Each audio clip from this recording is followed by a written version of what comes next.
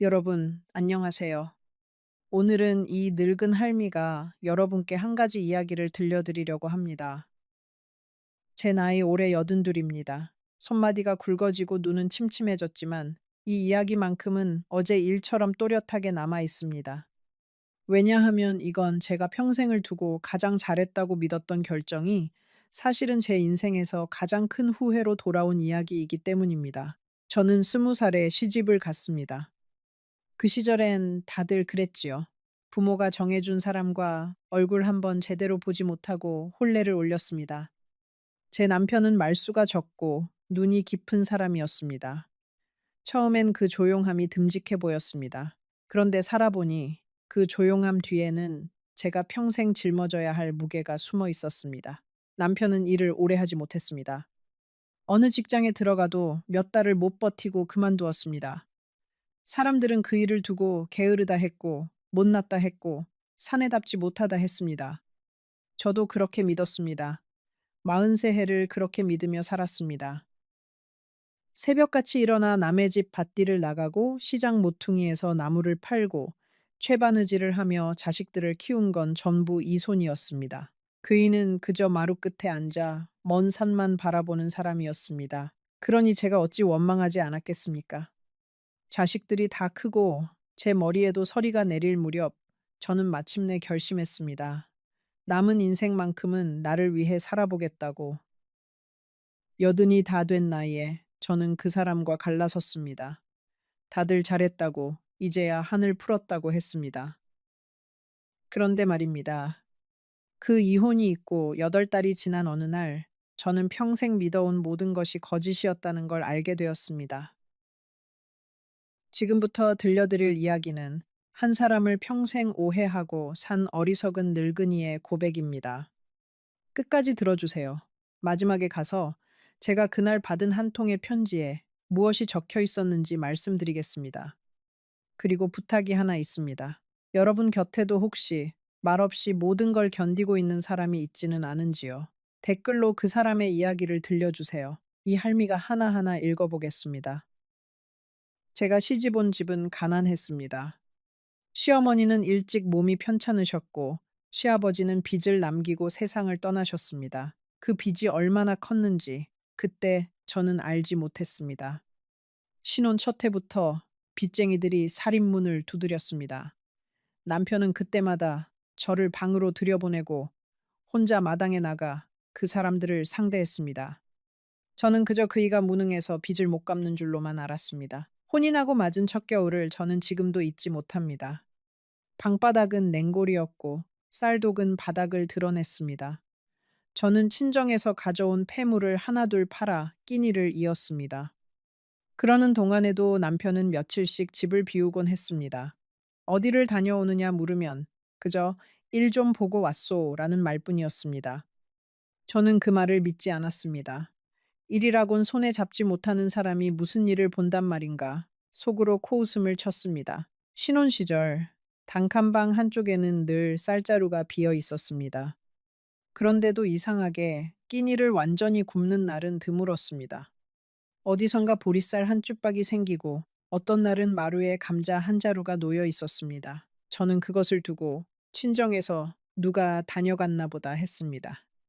그게 다 그이가 새벽 일을 나가 품련 대신 받아온 것이라는 걸 저는 짐작조차 하지 못했습니다.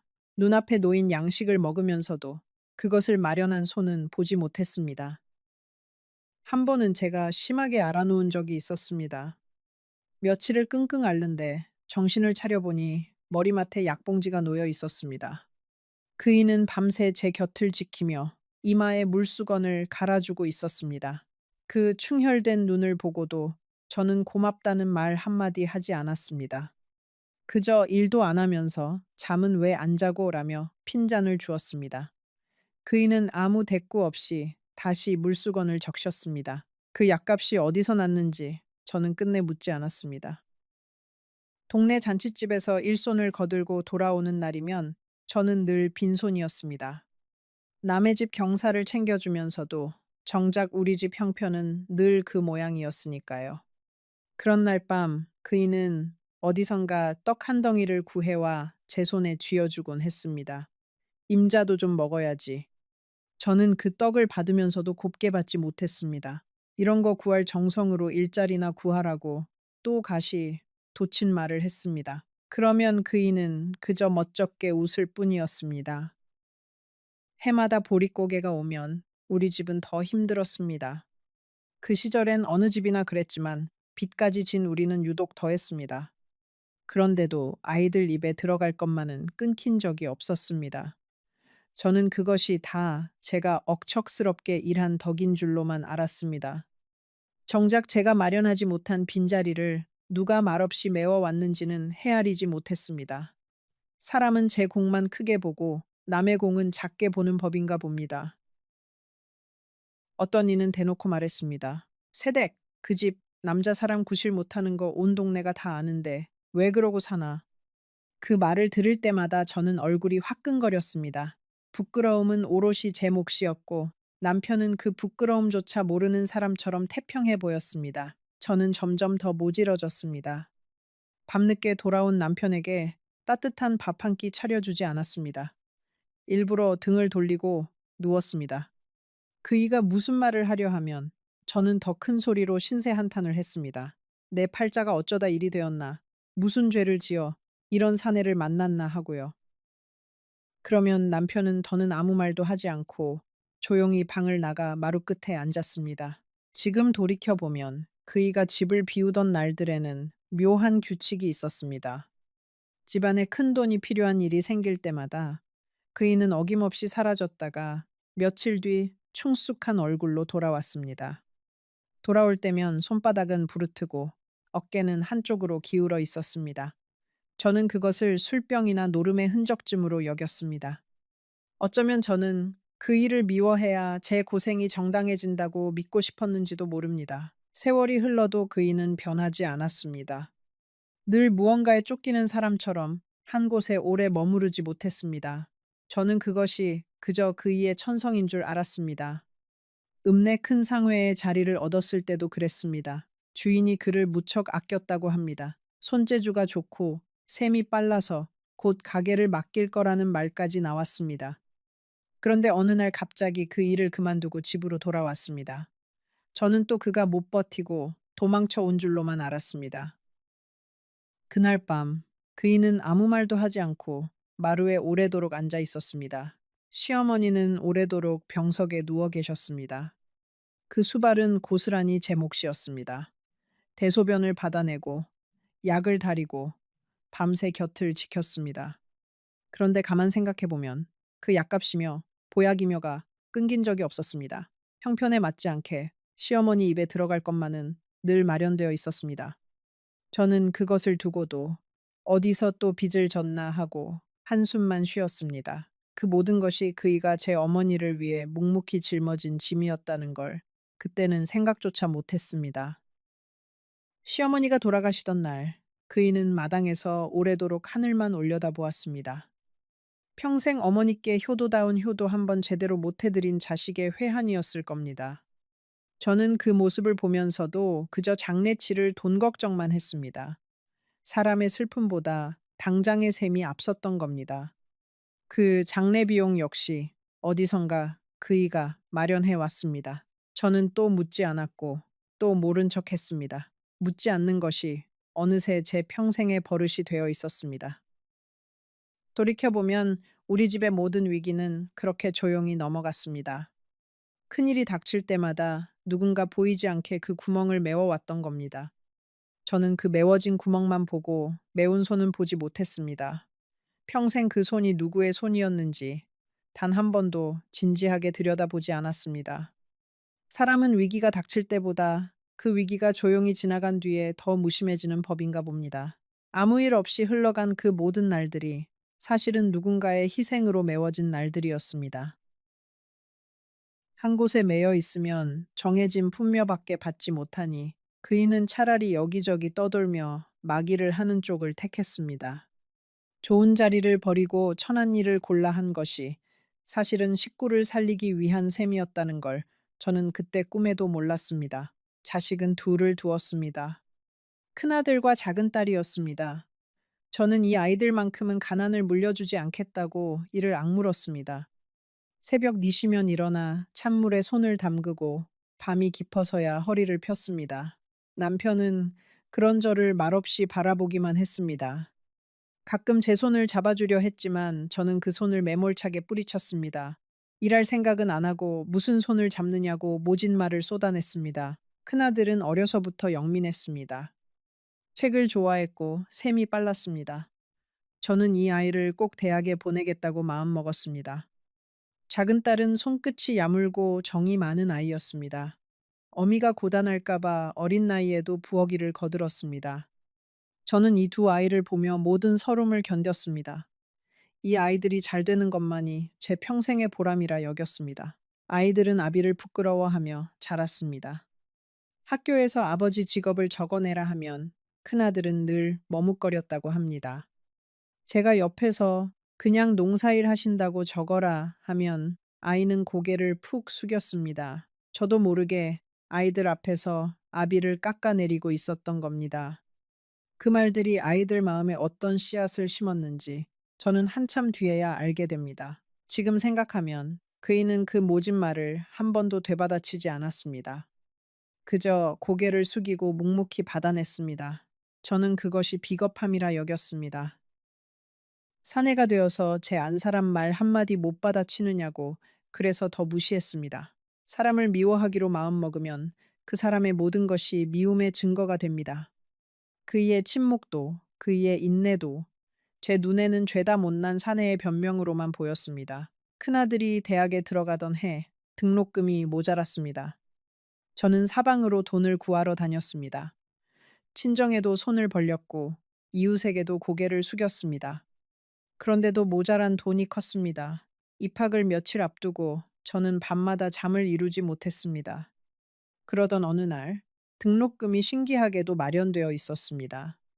남편은 그저 어떻게 됐어 라고만 했습니다. 저는 어디서 났느냐고 다그쳤지만 그이는 끝내 입을 열지 않았습니다.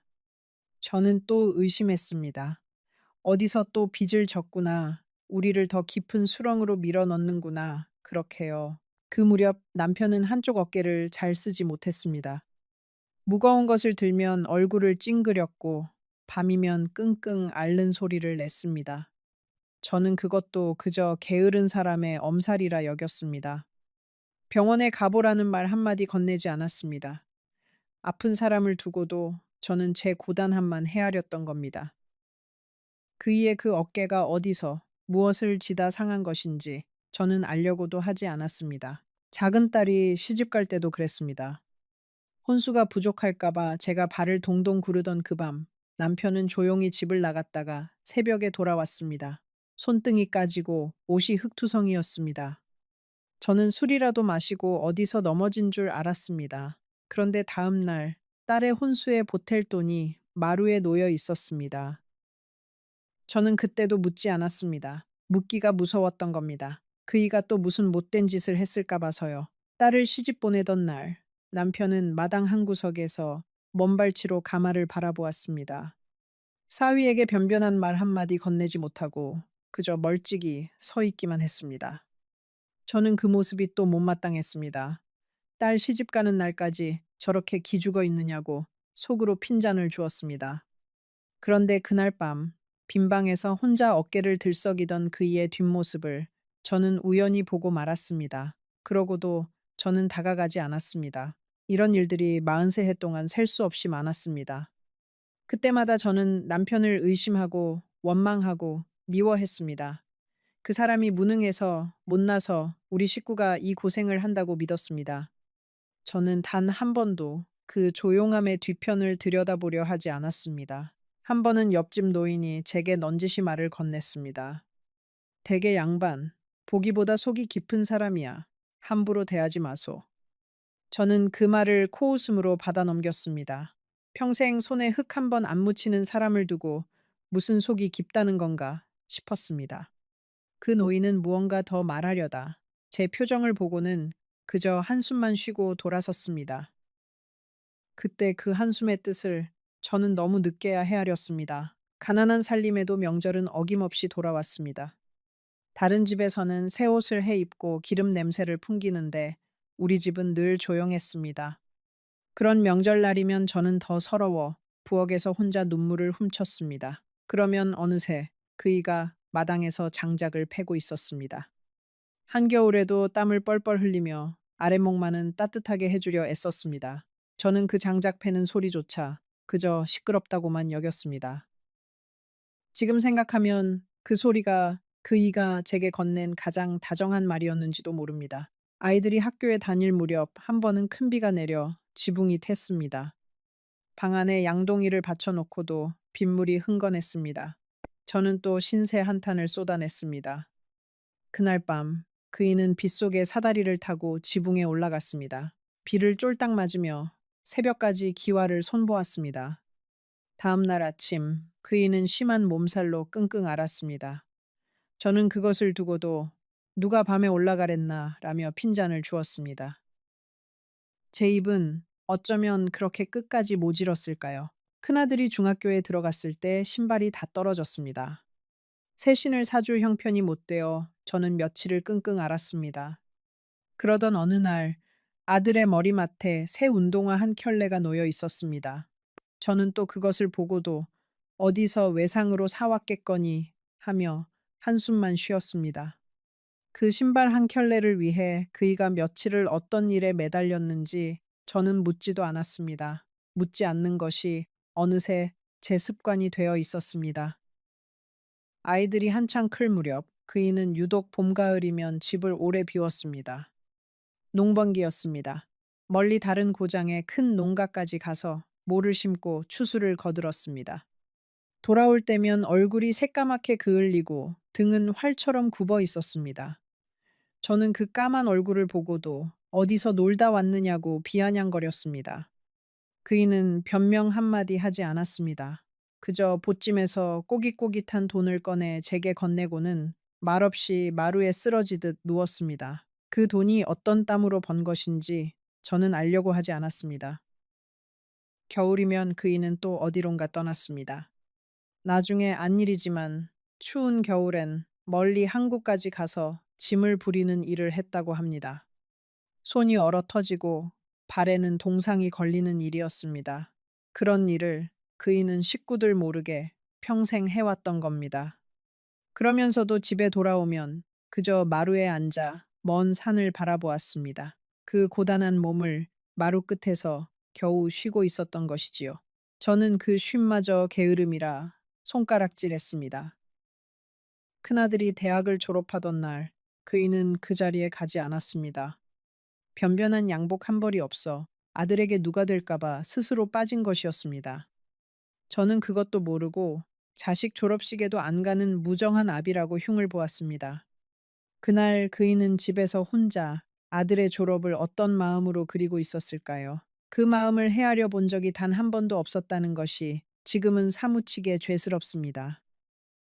세월이 흘러 아이들이 제 가정을 꾸리고 나서도 그이는 명절마다 손주들 용돈을 챙겼습니다. 어디서 났는지 모를 그 돈을 그이는 꼬깃꼬깃 접어 손주들 손에 쥐어주었습니다. 아이들은 할아버지를 어려워하면서도 그 용돈만은 좋아했습니다. 저는 그것을 보고도 벌이도 없는 사람이 무슨 용돈이냐고 타박했습니다. 그 용돈 역시 그이가 늙은 몸으로 마기를 해서 마련한 것이라는 걸 저는 끝내 몰랐습니다. 그이의 사랑은 늘 그렇게 보이지 않는 곳에서 흘러나왔습니다. 잔칫집에 가면 사람들은 은근히 제 남편 이야기를 꺼내며 저를 떠보았습니다. 아직도 변변한 벌이가 없느냐고요. 저는 그럴 때마다 고개를 들 수가 없었습니다. 남편의 무능이 제 부끄러움이 되어 저는 점점 사람들 모이는 자리를 피하게 되었습니다. 그 외로움까지도 저는 그이의 탓으로 돌렸습니다. 그이는 술도 노름도 하지 않았습니다. 다른 집 남자들이 술에 취해 행패를 부릴 때 그이는 단 한 번도 그런 일이 없었습니다. 손찌검은커녕 큰 소리 한 번 낸 적이 없었습니다. 그런데도 저는 그 점을 고맙게 여기지 못했습니다. 차라리 술이라도 마시고 속을 털어놓으면 좋으련만 그 답답한 침묵이 더 미웠습니다. 사람이 미워지면 좋은 점조차 흠으로 보입니다. 그이의 그 한결같은 점잖음마저 제게는 무기력으로만 보였던 겁니다. 가끔은 그이도 저를 위로하려 했습니다. 제가 일에 지쳐 쓰러지듯 잠든 밤이면 그이는 가만히 제 어깨를 주물러 주었습니다. 저는 잠결에 그 손길을 느끼면서도 일부러 돌아 누웠습니다. 위로를 받을 자격이 그이에게는 없다고 여겼으니까요. 그 손길이 사실은 평생 막일로 굳어버린 그 거친 손이 건넬 수 있는 유일한 사랑이었다는 걸 저는 너무 늦게야 알았습니다. 명절이나 제삿날, 그이는 늘 한구석에서 조용히 일을 거들었습니다. 무거운 것을 나르고 장작을 패고 마당을 쓸었습니다. 그러면서도 음식상에는 잘 끼지 않았습니다. 식구들이 둘러앉아 웃고 떠들 때 그이는 늘 부엌 문턱이나 마루 끝에 혼자 있었습니다. 저는 그것을 두고 어울릴 줄 모르는 사람이라 여겼습니다. 그러나 어쩌면 그이는 제게 누가 될까봐 스스로 물러나 있었던 것인지도 모릅니다. 해가 갈수록 그이의 몸은 조금씩 무너져 갔습니다. 젊은 시절 그토록 무거운 것을 지던 어깨는 한쪽으로 기울었고 걸음도 점점 느려졌습니다. 그런데도 그이는 비가 오나 눈이 오나 며칠씩 집을 비웠다가 돌아오기를 멈추지 않았습니다. 이제는 몸도 성치 않으면서 어딜 그렇게 싸돌아다니느냐고 저는 또 모진 말을 했습니다. 그이는 그저 바람 좀 쐬고 왔소 라며 희미하게 웃을 뿐이었습니다. 그 바람이 사실은 막일판의 흙바람이었다는 걸 그때의 저는 알 도리가 없었습니다. 자식들이 다 자라 떠난 뒤로 그이는 부쩍 말이 줄었습니다. 끼니도 자주 거르고 밤이면 마른 기침을 길게 했습니다. 한 번은 제가 잠결에 그이가 가슴을 움켜쥐고 식은땀을 흘리는 것을 본 적이 있습니다. 그런데도 저는 모른 척 돌아 누웠습니다. 그 무렵 저는 그이의 아픔을 헤아릴 마음의 여유조차 남아있지 않았습니다. 평생의 미움이 제 마음을 그렇게 메마르게 만들어 놓았던 겁니다. 그 무렵부터 저는 더 견디기가 힘들었습니다. 평생 일만 한 제 몸은 여기저기 성한 곳이 없는데 남편은 여전히 마루에 앉아 먼 산만 바라보고 있었으니까요. 저는 그 뒷모습이 미웠습니다. 평생을 저렇게 살아놓고 무슨 염치로 저리 편안한가 싶었습니다. 두 사람만 남은 집은 적막했습니다. 하루 종일 말 한마디 없이 지나가는 날도 많았습니다. 저는 그 침묵이 미움 때문이라 여겼고 그이는 그 침묵을 그저 견디고 있었습니다. 저녁상을 물리고 나면 그이는 늘 그 마루 끝에 앉아 노을을 바라보았습니다. 저는 그 옆자리에 단 한 번도 앉아본 적이 없습니다. 평생을 한 집에 살면서도 우리는 나란히 앉아본 적이 없는 부부였습니다. 가끔 그이는 제게 옛 이야기를 꺼내려 했습니다. 임자, 우리 처음 만났을 적에 말이요 하고 운을 떼면 저는 매번 말을 끊었습니다. 그 옛날 얘기는 해서 뭐하오. 그렇게 차갑게 잘라버렸습니다. 그러면 그이는 머쓱하게 웃으며 입을 다물었습니다. 저는 그이와 나눌 추억조차 만들고 싶지 않았습니다. 미움이 그렇게 무섭습니다. 함께 보낸 세월마저 통째로 부정하게 만드니까요. 몸이 성치 않은 날이 늘면서 저는 더 날카로워졌습니다. 허리가 아파 밤새 뒤척이는 날이면 옆에서 곤히 자는 듯한 그이가 그렇게 미울 수가 없었습니다. 사실 그이도 그 무렵엔 자주 알았습니다. 새벽이면 마른 기침을 했고 끼니를 자주 걸렀습니다. 그런데도 저는 제 아픔만 헤아렸습니다. 그이의 기침 소리는 그저 신경에 거슬리는 소음일 뿐이었습니다. 한 지붕 아래 두 사람이 서로의 아픔을 이토록 모른 채 늙어갔습니다. 늙은 부부 둘만 남은 집에서 우리는 점점 더 말을 잃어갔습니다.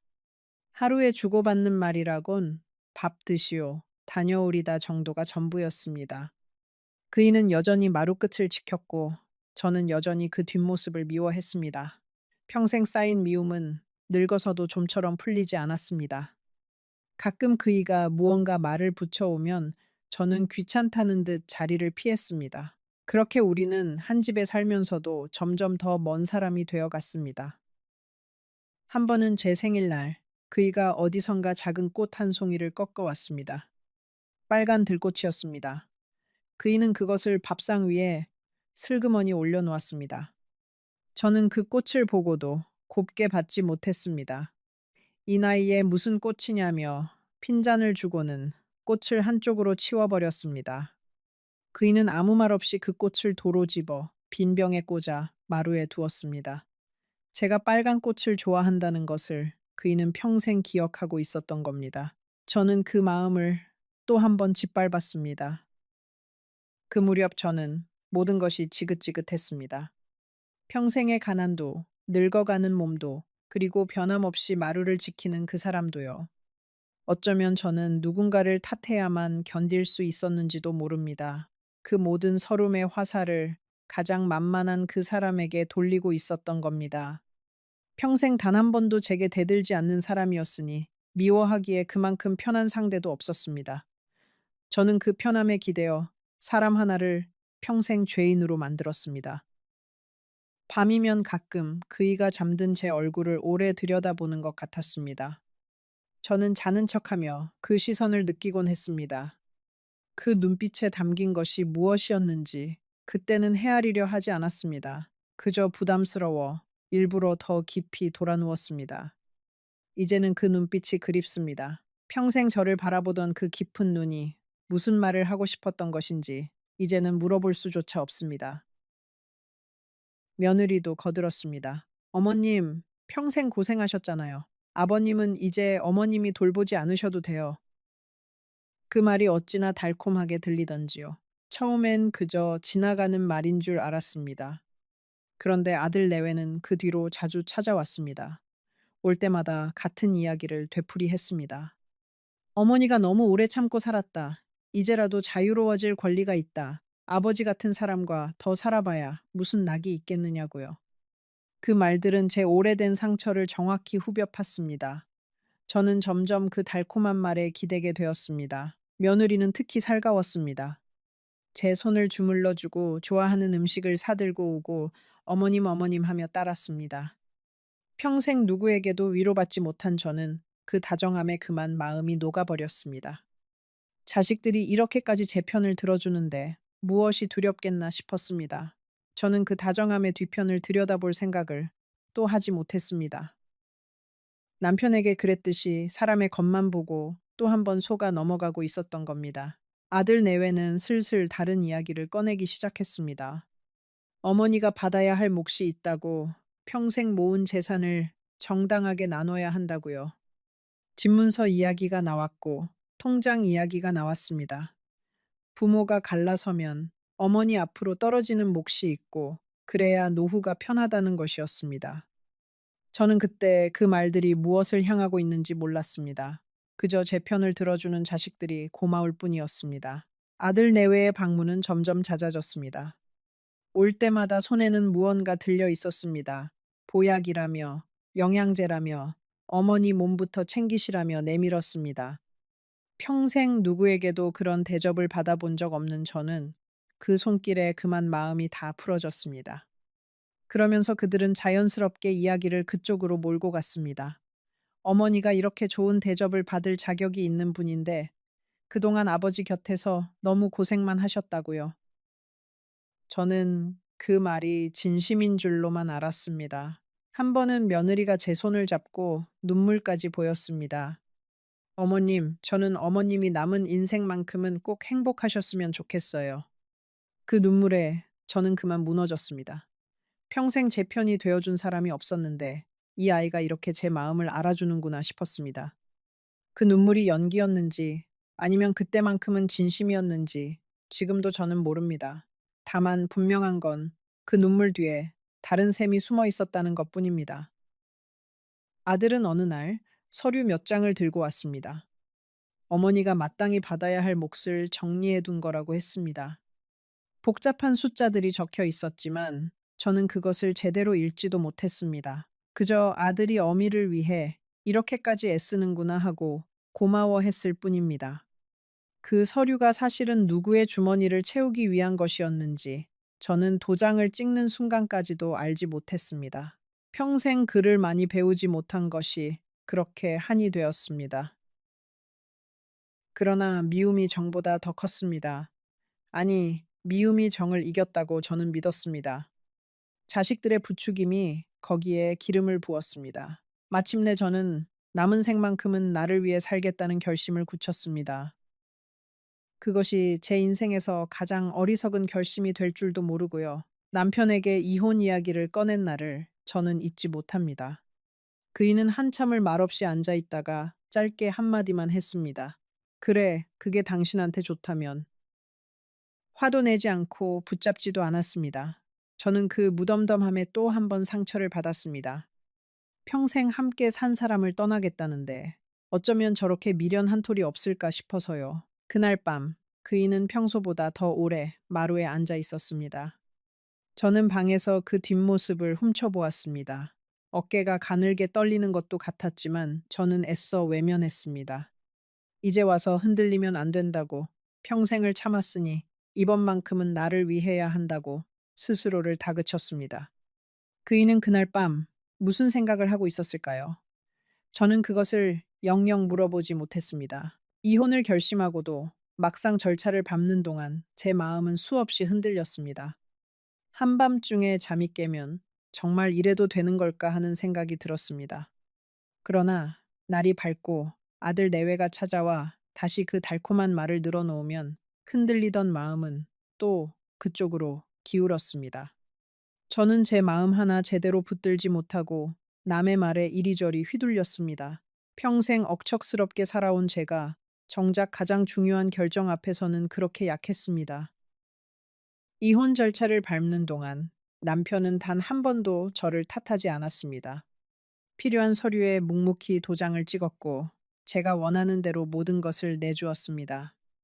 변호사도 의아해할 만큼 그이는 아무것도 다투지 않았습니다. 저는 그것을 두고도 끝까지 무책임한 사람이라 여겼습니다. 마지막 순간까지도 제 몫을 챙길 줄 모르는 못난 사내라고요. 그이가 왜 그렇게 모든 걸 순순히 내주었는지 저는 한참 뒤에야 알게 됩니다. 그 무렵 그이는 자신의 몸이 얼마 남지 않았다는 것을 이미 알고 있었던 모양입니다. 그래서 다투지 않았던 겁니다. 남은 시간 동안 제 마음을 무겁게 하느니 차라리 모든 걸 내주고 조용히 물러나는 쪽을 택한 것이지요. 자신이 떠난 뒤에 제가 홀로 남을 것을 알고 그 작은 집과 통장만이라도 제게 남겨주고 싶었던 겁니다. 그 깊은 속을 저는 그저 무책임이라 불렀습니다. 사람의 마음을 이토록 거꾸로 읽고 산 세월이 어디 또 있을까요? 이혼 서류에 도장을 찍던 날 그이의 손이 가늘게 떨리는 것을 저는 보았습니다. 그러나 애써 못 본 척 했습니다. 그 떨림의 의미를 헤아리면 제가 무너질 것 같았으니까요. 저는 그저 빨리 이 일을 끝내고 싶었습니다. 평생 짊어진 짐을 한시라도 빨리 내려놓고 싶었습니다. 그러나 그날 제가 내려놓은 것은 짐이 아니라 저를 평생 짊어져 준 단 한 사람이었습니다. 그 사실을 깨달았을 때는 이미 모든 것이 끝난 뒤였습니다. 이혼하던 날, 법원 앞에서 그이는 저를 오래 바라보았습니다. 무슨 말을 하려는 듯 입술을 달싹였지만 끝내 아무 말도 하지 않았습니다. 그저 제 손에 작은 봉투 하나를 쥐어주려 했습니다. 저는 그 손을 또 뿌리쳤습니다. 이제 와서 뭘? 그 한마디를 남기고 돌아섰습니다. 그것이 제가 그이에게 한 마지막 말이 될 줄은 그땐 정말 몰랐습니다. 돌아서는 제 등 뒤로 그이의 나직한 목소리가 들렸습니다. 몸 건강히 지내시오. 그게 전부였습니다. 저는 걸음을 멈추지 않았습니다. 뒤를 돌아보면 마음이 약해질까봐 일부러 더 빠르게 걸었습니다. 그 길의 끝에서 저는 비로소 자유로워졌다고 믿었습니다. 평생 짊어진 짐을 마침내 내려놓았다고요. 그러나 제가 정말로 내려놓은 것이 무엇이었는지는 그때 알지 못했습니다. 이혼 후 저는 작은 딸 근처에 방을 얻어 나왔습니다. 처음 몇 달은 정말 홀가분했습니다. 아침에 눈을 떠도 차려줄 밥상이 없고 미워할 사람이 없었습니다. 자식들은 자주 찾아왔고 동네 사람들은 저를 부러워했습니다. 늙음하게 용기를 냈다고요. 저는 비로소 제 인생을 찾은 줄 알았습니다. 새로 얻은 방은 작았지만 볕이 잘 들었습니다. 저는 그 방에서 처음으로 누구의 눈치도 보지 않고 늦잠을 자보았습니다. 보고 싶던 연속극을 마음껏 보았고 먹고 싶은 것을 사 먹었습니다. 평생 처음 누려보는 자유였습니다. 그런데 그 자유가 어쩐지 자꾸만 헐거웠습니다. 손에 쥔 모래처럼 좋다고 느끼는 순간 어딘가로 빠져나가 버리는 것 같았습니다. 그런데 이상한 일이었습니다. 홀가분함은 오래가지 않았습니다. 밤이 깊으면 자꾸만 그 마루 끝에 뒷모습이 떠올랐습니다. 먼 산을 바라보던 그이의 구분등이요. 저는 그것이 그저 오래 산 정 때문이라 여겼습니다. 미운 정도 정이라고들 하니까요. 밥상을 차릴 때면 저도 모르게 두 사람분을 차리다 멈칫했습니다. 텔레비전을 보다 웃긴 장면이 나오면 옆자리를 돌아보다 그제야 혼자임을 깨달았습니다. 평생을 미워한 사람인데 그 빈자리가 이토록 패랄 줄은 몰랐습니다. 저는 그 허전함을 인정하기 싫었습니다. 그래서 더 바쁘게, 더 시끄럽게 하루를 채우려 애썼습니다. 그러나 밤은 어김없이 찾아왔고 그때마다 그 뒷모습이 저를 찾아왔습니다. 계절이 한번 바뀌는 동안 그 허전함은 점점 더 깊어졌습니다. 처음엔 자유라 믿었던 그 고요가 어느새 견디기 힘든 정막으로 바뀌어 있었습니다. 저는 일부러 라디오를 크게 틀어놓고 잠을 청했습니다. 그래도 새벽이면 어김없이 눈이 떠졌고 빈 옆자리가 그렇게 넓어 보일 수가 없었습니다. 평생을 그 사람과 등을 맞대고 잤으면서 정작 그 등에 온기가 있었다는 것조차 그제야 떠올랐습니다. 사람은 가진 것의 소중함을 잃고 나서야 헤아립니다. 어느 날은 시장에 갔다가 그이가 즐겨 먹던 찐 옥수수를 보고 발걸음이 덧섰습니다. 평생 변변한 것 한 번 사달라 조르지 않던 사람이 유독 그 옥수수만은 좋아했습니다. 저는 그것을 한 번도 사다 준 적이 없었습니다. 돈이 아까워서 또 그이가 좋아하는 것을 챙겨주기가 싫어서요. 그 옥수수 앞에서 저는 한참을 서 있다가 결국 사지 못하고 돌아섰습니다. 이제 사다 줄 사람이 없다는 사실이 그날따라 사무치게 아팠습니다. 동네에서 늙은 부부가 손을 잡고 걸어가는 모습을 보면 저는 괜히 고개를 돌렸습니다. 평생 그 사람과 나란히 걸어본 적이 없었습니다. 늘 제가 앞서 걷고 그이는 몇 걸음 뒤에서 따라왔습니다. 그 뒷모습을 저는 단 한 번도 돌아본 적이 없었습니다. 이제와 돌아보려 해도 거기엔 아무도 없습니다. 평생 제 뒤를 묵묵히 따라오던 그 그림자가 사라지고 나서야 그 자리가 보였습니다. 잠시 후 제가 그 봉투를 끝내 열어본 날의 이야기를 들려드리겠습니다. 이혼하고 석 달쯤 지났을 무렵 작은 딸이 어두운 얼굴로 저를 찾아왔습니다. 아버지가 편찮으시다는 것이었습니다. 저는 가슴이 철렁했지만 애써 마음을 다잡았습니다. 이제 남남이 된 사람인데 내가 무얼 어쩌겠나 싶었습니다. 그런데 딸의 말이 이상했습니다. 엄마, 아버지 많이 편찮으신 게 어제 오늘 일이 아니래요. 저는 그 말뜻을 그때는 헤아리지 못했습니다. 어제 오늘 일이 아니라니 그게 무슨 말인가 싶었습니다. 딸은 더 말을 잇지 못하고 눈물만 떨구었습니다. 저는 그저 늙어서 어디 한 군데 아픈 거겠지 하고 넘겼습니다. 사람이 참 무섭습니다. 평생 미워한 사람의 아픔은 그렇게 쉽게 외면이 되더군요. 딸은 한참을 망설이다 말을 이었습니다. 엄마, 아버지가 오래전부터 몸이 안 좋으셨대요. 그런데 엄마 걱정할까봐 한 번도 내색을 안 하셨다는 거예요. 저는 그 말을 듣고도 선뜻 믿기지 않았습니다. 평생 마루에만 앉아 있던 사람이 무슨 병이 있었단 말인가 싶었습니다. 그런데 딸의 다음 말이 제 가슴을 쳤습니다. 엄마, 아버지 그 마루에 앉아 계셨던 거 사실은 멀리 일 나갔다 와서 몸이 못 견뎌서 그러셨던 거래요. 저는 그 말을 애써 밀어냈습니다. 그럴 리 없다고. 그 사람은 그냥 게으른 사람이었다고. 평생 내 등골을 빼먹은 사람이라고 스스로에게 되뇌었습니다. 그렇게라도 믿어야 제가 그 일을 떠난 일이 부끄럽지 않을 테니까요. 사람은 진실보다 자기 변명을 먼저 붙듭니다. 저 역시 그랬습니다. 딸이 건넨 그 한마디를 저는 며칠 동안 모른 척 덮어두었습니다. 그러던 어느 날 큰아들에게서 전화가 왔습니다. 아버지가 위독하시다는 것이었습니다. 저는 한참을 망설이다 결국 그 병원으로 향했습니다. 가지 않으면 평생 후회할 것 같은 마음, 그러면서도 이제 와서 무슨 낯으로 가나 하는 마음이 뒤엉켰습니다. 병실 문 앞에서 저는 한참을 서 있었습니다. 문고리를 잡은 손이 떨렸습니다. 들어가야 하나, 돌아서야 하나, 평생을 미워했으면서 막상 그 문 앞에 서니 다리가 후들거렸습니다. 안에서는 인기척조차 들리지 않았습니다. 그 고요가 무서워 저는 더 오래 망설였습니다. 그러다 문득 이혼하던 날 그이가 건네려던 그 봉투가 떠올랐습니다. 끝내 받지 않은 그 봉투가요. 저는 마른 침을 삼키고 천천히 문을 밀었습니다. 문을 열고 들어선 순간 저는 숨이 돋는 줄 알았습니다. 마루 끝에 앉아 먼 산을 바라보던 그 듬직하던 사람이 마른 나뭇가지처럼 야위어 누워 있었습니다. 그이는 저를 보고 희미하게 웃었습니다. 왔구나. 그 한마디에 제 평생의 원망이 무너져 내렸습니다. 저는 그이의 손을 잡았습니다. 평생 뿌리치기만 했던 그 손을요. 그 손은 거칠고 굳은 살이 박이고 흉터가 가득했습니다. 저는 그제야 깨달았습니다. 이 손은 평생 놀고 먹은 사람의 손이 아니었습니다. 어딘가에서, 제가 모르는 곳에서 무언가를 끊임없이 해온 사람의 손이었습니다. 그이는 가쁜 숨을 몰아쉬며 천천히 입을 열었습니다. 임자, 미안하오. 끝까지 짐만 지웠구려. 저는 무슨 말을 해야 할지 몰라 그저 고개만 저었습니다. 미안하다는 말을 들어야 할 사람은 제가 아닌데 그이가 먼저 미안하다 하니 가슴이 미어졌습니다.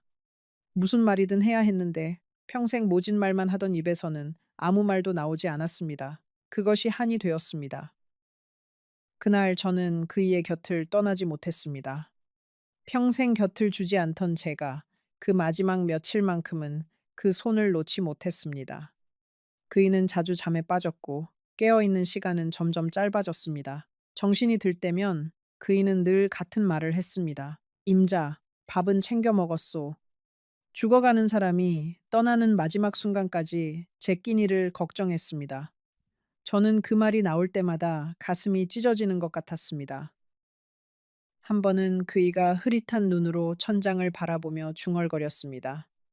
그래도 당신이 옆에 있으니 마음이 놓이는구려. 평생 떠나겠다고 모질게 굴던 사람을 두고 그이는 그렇게 말했습니다. 제가 무슨 자격으로 그 곁에 있나 싶어 저는 차마 그 눈을 마주보지 못했습니다. 미안하다는 말 한마디가 목구멍까지 차올랐지만 평생 굳어버린 제 입은 끝내 그 말을 내어놓지 못했습니다. 그 한마디를 못한 것이 두고두고 제 가슴에 못으로 박혔습니다. 그이가 마지막으로 눈을 감기 전 저는 그 거친 손을 두 손으로 꼭 쥐었습니다. 평생 뿌리치기만 하던 손을 처음으로 제 발로 잡았습니다. 그이는 아주 희미하게 제 손을 마주 쥐어 주었습니다. 그러고는 편안한 얼굴로 눈을 감았습니다. 마치 오래 짊어졌던 무거운 짐을 마침내 내려놓은 사람처럼요. 저는 그 평온한 얼굴 앞에서 비로소 알았습니다. 이 사람은 평생 단 한순간도 저를 원망한 적이 없었다는 것을요. 가슴이 텅 비어서 슬픔이 들어설 자리조차 없었던 겁니다. 그런데 장례가 끝나고 그이의 짐을 정리하던 날, 저는 낡은 상자 하나를 발견했습니다. 그이의 짐이라곤 단출했습니다. 평생 좋은 옷 한 벌 사입지 않은 사람이라 남긴 물건도 몇 가지뿐이었습니다. 닳고 다른 작업복 몇 벌, 코가 다해진 신발 한 켤레, 그리고 그 낡은 상자 하나. 저는 별 생각 없이 그 상자를 열었습니다. 그저 버릴 것과 남길 것을 가리려던 것뿐이었습니다. 그런데 그 상자가 제 남은 인생을 송두리째 바꿔놓을 줄은 몰랐습니다. 그의 장례식은 쓸쓸했습니다. 평생 남에게 패기치지 않으려 조용히 살아온 사람이라 찾아오는 이도 많지 않았습니다. 그런데 뜻밖에도 낯선 이들이 몇 사람 다녀갔습니다. 함께 마기를 했다는 사람들이었습니다. 그들은 제 손을 잡고 말했습니다. 대개 양반처럼 성실하고 말없는 일꾼은 평생 본 적이 없다고요. 묵묵히 제일 힘든 일을 도맡고도 늘 뒤로 물러서던 사람이었다고요. 저는 그 말을 듣고 또 한 번 가슴이 무너졌습니다.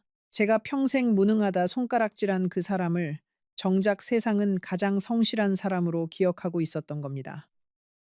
그 사람들 중 하나가 떠나면서 이런 말을 남겼습니다.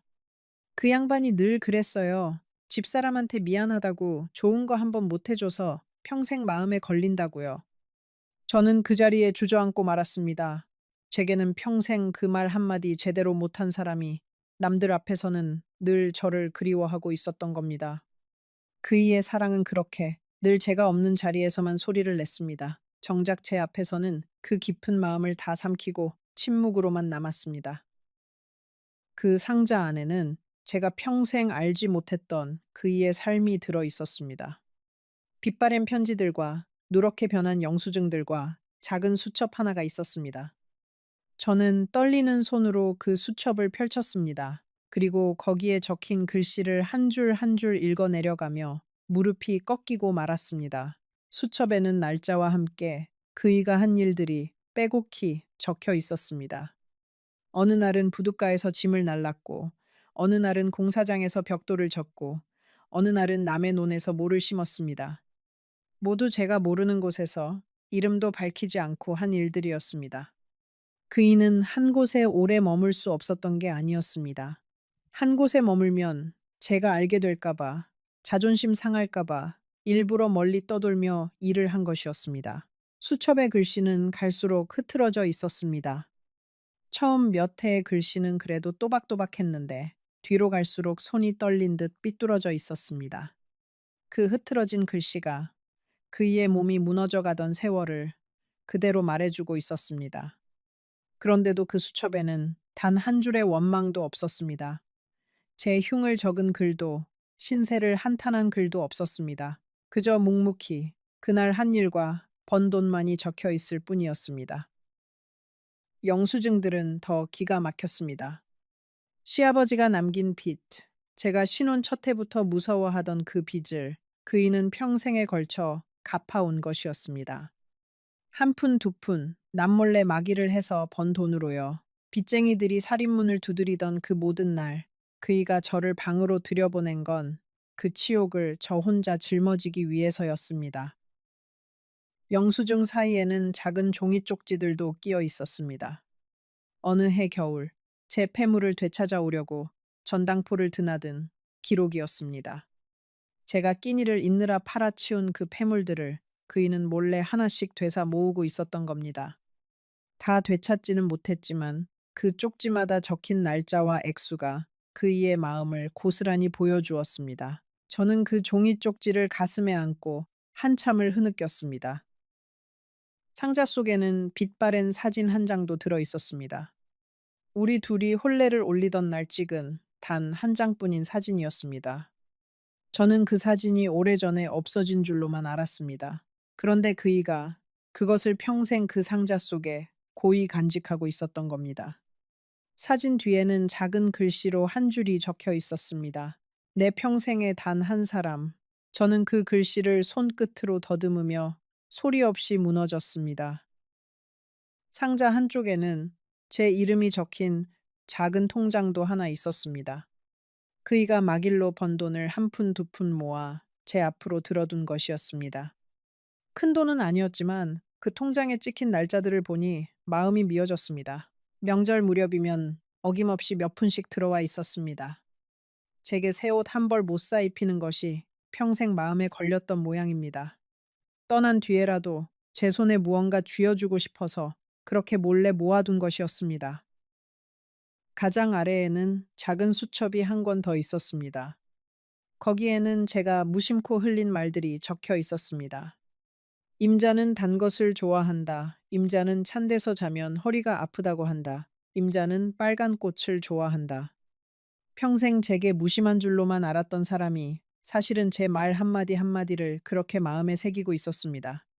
저는 그 수첩을 끌어안고 밤이 새도록 울었습니다. 그이는 그 돈을 마련하려고 며칠 밤을 꼬박 세워 마기를 했던 것이었습니다. 손등이 까지고 흙투성이가 되어 돌아오던 그 새벽이 술에 취한 게 아니라 자식을 위해 제 몸을 갈아 넣은 흔적이었다는 걸 저는 43 해가 지나서야 알았습니다. 읍내 상회를 그만둔 그 해의 기록도 있었습니다. 좋은 자리를 버린 게 아니라 시어머니 약값과 빚 이자를 함께 감당하려면 떠돌이 마길이 더 나았던 것이었습니다. 한 곳에 매여 정해진 품삯만 받느니 몸이 부서지더라도 여러 일을 하는 쪽을 택한 것이지요. 사람들이 못났다 하던 그 잦은 직장 옮김이 사실은 식구를 살리려는 가장 처절한 몸부림이었습니다. 저는 그 진실 앞에서 평생을 헛산 기분이 들었습니다. 그 통장과 수첩을 정리하다 저는 오래된 손수건 하나를 발견했습니다. 제가 시집 올 때 가져온 친정 어머니가 손수 수놓아 주신 손수건이었습니다. 언젠가 잃어버린 줄로만 알았던 그것을 그이가 곱게 간직하고 있었습니다. 그 빛바랜 손수건을 가슴에 품으니 그이가 평생 무엇을 지키며 살았는지 알 것 같았습니다. 그것은 돈도 집도 아닌 저와 함께한 세월 그 자체였습니다. 한 장 한 장이 제가 평생 외면한 그 사람의 하루하루였습니다. 어떤 날의 글씨는 비에 젖어 번져 있었고, 어떤 날의 글씨는 추위에 떨린 듯 흔들려 있었습니다. 그 모든 흔적이 말 한마디 없이 제게 외치고 있었습니다. 나는 평생 당신과 아이들을 위해 살았다고요. 저는 그 외침을 43년이 지나서야 처음으로 들었습니다. 그 상자를 끌어안고 저는 처음으로 소리내어 울었습니다. 장례식에서도 나오지 않던 눈물이 그제야 둑이 터진 듯 쏟아졌습니다. 미안하다고, 정말 미안했다고 빈방에 대고 몇 번이고 되뇌었습니다. 그러나 그 사과를 들어줄 사람은 이제 어디에도 없었습니다. 세상에서 가장 늦은 사과만큼 부질없는 것이 또 있을까요? 저는 그 부질없는 사과를 지금도 매일 밤 되풀이하고 있습니다. 그이는 그것을 버리지 못하고 끝까지 간직하고 있었던 겁니다. 저는 한참을 그 봉투를 바라보다 떨리는 손으로 열었습니다. 여기서 잠시 숨을 고르겠습니다. 그 봉투 안에 무엇이 들어 있었는지, 그리고 그것을 읽고 제 인생이 어떻게 무너졌는지 바로 이어서 말씀드리겠습니다. 봉투 안에는 그이가 삐뚤빼뚤한 글씨로 쓴 편지가 들어 있었습니다. 학교 문턱도 제대로 밟지 못한 사람이라 글씨가 어린아이 같았습니다. 그 편지에는 이렇게 적혀 있었습니다. 임자, 내가 평생 당신 고생시킨 거 다 알고 있소. 미안하오. 나는 배운 게 없어서 좋은 옷 입고 좋은 자리에 앉는 일은 할 수가 없었소. 그래서 남들이 부끄러워할 일이라도 당신과 아이들 굶기지 않으려고 했소. 당신이 나를 미워하는 거 다 알았지만 그 미움 덕분에 당신이 강해졌으니 나는 그걸로 됐소. 이제 당신 자유롭게 살게 해주고 싶소. 그동안 정말 고맙고 미안했소. 편지의 끝에는 작은 글씨로 한 줄이 더 적혀 있었습니다. 혹시 내가 먼저 가거든 이 상자를 꼭 열어보시오. 거기에 당신한테 못다 한 말이 다 들어있소. 그이는 알고 있었던 겁니다. 자신의 시간이 얼마 남지 않았다는 것을요. 그러면서도 제게는 끝내 그 말을 하지 않았습니다. 제 자유를 무겁게 만들고 싶지 않아서 자신의 병조차 짐이 될까봐 숨긴 것이었습니다. 저는 그 편지를 손에 쥔 채 그 자리에서 한참을 일어서지 못했습니다. 평생을 미워한 사람이 평생을 저를 위해 살았다는 걸 그 사람이 떠나고 나서야 알았으니까요. 제가 그토록 경멸했던 그 무능함은 사실은 가장 깊은 사랑의 다른 이름이었습니다. 그런데 제 인생이 무너진 건 그 편지 때문만이 아니었습니다. 장례를 치르고 얼마 지나지 않아 저는 또 다른 진실과 마주해야 했습니다. 저에게 이혼을 권하던 그 자식들, 어머니 인생을 살라며 제 손을 잡아주던 그 아들 내외 말입니다. 이혼 후 나뉜 재산은 적지 않았습니다. 그이가 평생 마길로 모으고 빚을 다 갚고도 남긴 작은 집과 통장이 있었으니까요. 저는 그것이 제 노후를 지켜줄 거라 믿었습니다. 그런데 어느 날부터 아들 내외의 발길이 뜸해졌습니다. 그 다정하던 며느리의 목소리가 차가워졌습니다. 처음엔 바빠서 그런 줄 알았습니다. 전화를 걸어도 받지 않는 날이 늘었고 어쩌다 받아도 용건만 짧게 말하고 끊었습니다. 그 살가웠던 손길도 어머님 어머님 하던 다정한 목소리도 어느새 거짓말처럼 사라져 있었습니다. 저는 그제야 어렴풋이 느꼈습니다. 그 다정함에는 처음부터 다른 셈이 깔려 있었다는 것을요. 알고 보니 그들이 그토록 이혼을 권한 데에는 이유가 있었습니다. 부모가 갈라서야 재산이 나뉘고 그래야 제 몫을 더 일찍 받을 수 있다는 셈속이었습니다. 제 손에 들어온 재산은 이런저런 명목으로 야금야금 자식들에게로 흘러갔습니다. 노후를 위한 거라며 투자라며 빌려달라며요. 처음 얼마간은 저도 의심하지 않았습니다. 자식이 손을 벌리는데 어느 어미가 그것을 마다하겠습니까? 좋은데 굴려서 갑절로 돌려드리겠다는 말에 저는 통장을 통째로 내주기도 했습니다. 평생 남편은 의심하면서 정작 의심해야 할 자식 앞에서는 한없이 무르기만 했습니다. 사람을 보는 제 눈이 그렇게 끝까지 어두웠습니다. 정신을 차렸을 때 제 통장은 비어 있었습니다. 그리고 저를 그토록 위하던 자식들은 더 이상 제 전화를 받지 않았습니다. 평생 미워한 사람은 저를 위해 모든 걸 바쳤고 평생 믿은 자식들은 저를 위하는 척 모든 걸 가져갔습니다. 처음 얼마간은 저는 그것이 다 제 잘못이라 여겼습니다. 어미가 되어 자식들 형편을 헤아리지 못했나, 내가 너무 모질게 굴어 마음이 돌아섰나 하고요. 그래서 더 매달렸습니다. 전화를 걸고 찾아가고 미안하다 사과까지 했습니다. 그러나 돌아오는 건 차가운 침묵뿐이었습니다. 받을 것을 다 받아낸 뒤로 그들에게 저는 더 이상 쓸모가 없는 사람이었던 겁니다. 평생 자식만 바라보고 산 어미에게 그것은 견디기 힘든 진실이었습니다. 명절이 되어도 아들 내외는 오지 않았습니다. 손주들 얼굴조차 볼 수가 없었습니다. 저는 차려놓은 음식 앞에 혼자 앉아 식어가는 국을 바라보았습니다. 평생 가난해도 명절이면 식구가 한자리에 모였는데 이제는 그마저도 없었습니다. 그제야 알았습니다. 그 가난한 명절날 마당에서 묵묵히 장작을 패던 그 사람이 있던 자리가 얼마나 큰 자리였는지를요. 살림이 점점 쪼들리자 저는 다시 일거리를 찾아 나섰습니다. 그러나 여든이 넘은 늙은 몸을 받아주는 곳은 어디에도 없었습니다. 젊어서는 그토록 억척스레 일하던 손이 이제는 일을 하고 싶어도 받아주는 데가 없었습니다. 그 막막함 속에서 저는 비로소 그이의 평생을 어렴풋이 헤아렸습니다. 일하고 싶어도 받아주는 데 없는 서름, 그것을 그이는 평생 혼자 삼키고 있었던 것인지도 모릅니다.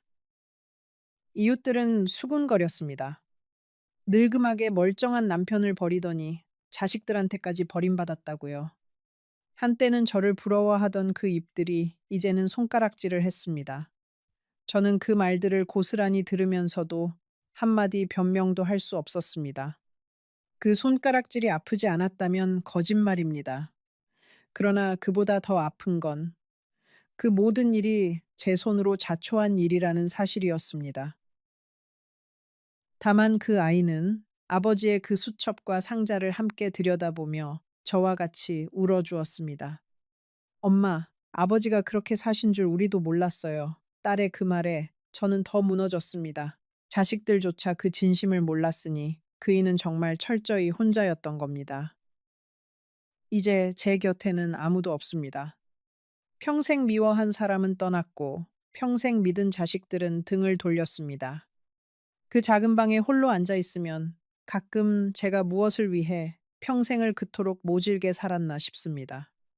더 가지려, 더 나은 삶을 살려 발버둥친 그 세월의 끝에 남은 것은 텅 빈 방과 끝나지 않는 후회뿐이었습니다. 사람이 정말로 지켜야 할 것이 무엇인지 저는 모든 것을 잃고서야 어렴풋이 알 것 같습니다. 가끔 작은 딸이 가져다 주는 빨간 꽃 한 송이가 이제는 제게 가장 큰 위로입니다. 그 꽃을 볼 때마다 빈병에 들꽃을 꽂아 마루에 두던 그 사람의 거친 손이 떠오릅니다. 그때 그 꽃을 곱게 받았더라면, 단 한 번이라도 고맙다고 말했더라면 어땠을까요? 그 작은 다정함 하나를 받아주지 못한 것이 이제는 평생의 한으로 남았습니다. 후회는 늘 돌이킬 수 없게 된 다음에야 이렇게 사무치게 찾아옵니다. 이제야 압니다. 먼 산을 바라보던 그이의 뒷모습이 왜 그리 고요했는지를요. 그이는 모든 걸 알고도 모든 걸 견디고 있었던 겁니다. 저는 그 고요함을 게으름이라 불렀고 그 희생을 무능이라 불렀습니다. 밤이 깊으면 저는 가끔 그 마루 끝에 그이가 앉아 있는 듯한 착각에 빠집니다. 굽은 등으로 먼 산을 바라보던 그 모습이요. 이제는 그 옆에 앉아보고 싶어도 그 사람은 없습니다. 평생을 함께 살면서 한 번도 앉아보지 못한 그 자리는 이제 영영 빈자리로 남았습니다. 저는 그 빈자리를 바라보며 붙이지 못할 편지를 마음속으로 씁니다. 미안하다고, 정말 미안했다고요. 사람은 참 어리석습니다. 곁에 있을 때는 그 사람의 진심을 보지 못하고 떠나고 나서야 그 빈자리의 크기를 깨닫습니다. 저는 43해를 가장 저를 사랑한 사람을 미워하는데 다 써버렸습니다. 그리고 그 사실을 다시는 사과할 수 없게 된 뒤에야 알았습니다. 사랑은 큰 소리로 오지 않습니다. 때로는 말없는 침묵으로, 굽은 등으로, 거친 손으로 옵니다. 우리는 그 조용한 사랑을 너무 자주 놓치고 삽니다. 시끄럽게 제 마음을 보채는 것만 사랑인 줄 알고 묵묵히 곁을 지키는 것은 당연한 줄로 여깁니다. 저는 그 당연함이 사실은 얼마나 귀한 것이었는지를 모든 것을 잃고서야 배웠습니다. 여러분께 마지막으로 한 가지만 여쭙고 싶습니다. 여러분 곁에는 지금 말없이 모든 걸 견디고 있는 사람이 없으신가요? 그 사람의 침묵을 혹시 무관심이나 무능으로 오해하고 계시지는 않은가요? 부디 이 늙은 할미처럼 모든 걸 잃고 나서야 깨닫는 일이 없으시길 바랍니다. 오늘 밤 집에 돌아가시거든 곁에 있는 그 사람의 손을 한번 잡아보세요. 거칠어진 그 손이 어쩌면 평생 당신을 위해 무언가를 짊어져 온 손일지도 모릅니다. 미움은 언제든 풀 수 있다고 믿지 마세요. 사람에게 주어진 시간은 우리가 생각하는 것보다 훨씬 짧습니다.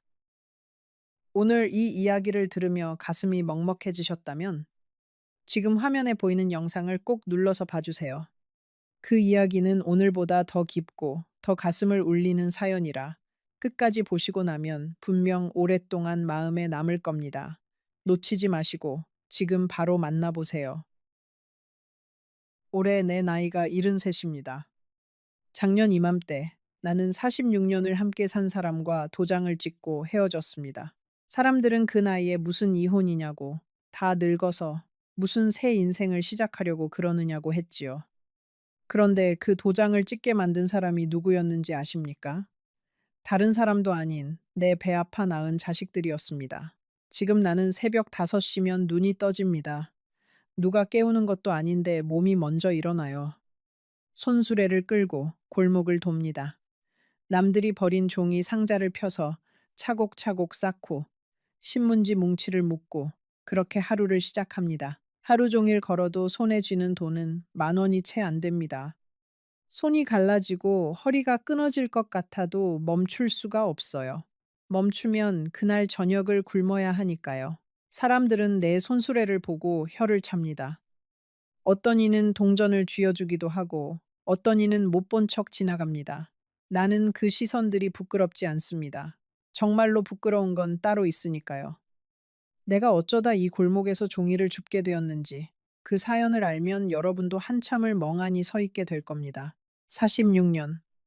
결코 짧은 세월이 아닙니다. 그 긴 시간을 한 지붕 아래에서 버틴 사람을 나는 종이 한 장에 도장을 찍어 떠나보냈습니다. 그것도 내 손으로요. 그 사람이 짐을 싸서 현관문을 나서던 그 뒷모습이 지금도 눈을 감으면 선합니다. 그날 나는 이게 옳은 일이라고 믿었습니다. 자식들이 그렇게 말했으니까요. 여기까지 들으시고 그냥 자리를 뜨지 마세요.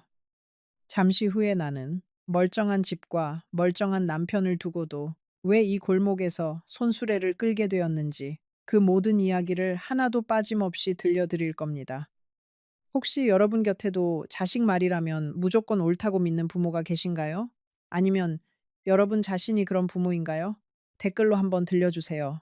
이 이야기가 남의 일 같지 않은 분이 분명 계실 겁니다. 내 이름은 순자입니다. 경상도 작은 시골 마을에서 태어나 22에 시집을 왔습니다. 남편 될 사람은 얼굴도 모르고 결혼했어요. 그 시절엔 다 그랬습니다. 부모가 정해주면 그게 인연이려니 하고 따라가는 거였지요. 첫날 밤에 처음 본 그 사람 얼굴이 생각보다 선하게 생겨서 나는 속으로 안도했던 기억이 납니다. 그 사람은 말수가 적었습니다. 다정한 말 한마디 할 줄 모르는 사람이었어요. 사랑한다는 말은커녕 고맙다는 말도 평생 손에 꼽을 만큼 했을 겁니다. 그런데 이상하지요. 그 무뚝뚝한 사람이 새벽마다 제일 먼저 일어나 아궁이에 불을 지폈습니다. 내가 추울까봐 방을 데워놓고 그러고는 아무 말 없이 일하러 나갔어요. 우리는 가난했습니다. 신혼 때는 단칸방에서 시작했어요. 비가 오면 천장에서 물이 새서 양푼을 받쳐놓고 잤습니다. 그래도 그때가 좋았다고 지금 와서 생각하면 그렇게 느껴집니다. 둘이서라면 하나를 끓여 나눠 먹어도 배가 부르던 시절이었으니까요. 그 단칸방 시절, 겨울이 유독 혹독했습니다. 연탄 한 장이 아까워 우리는 서로의 등을 맞대고 체온으로 밤을 났어요.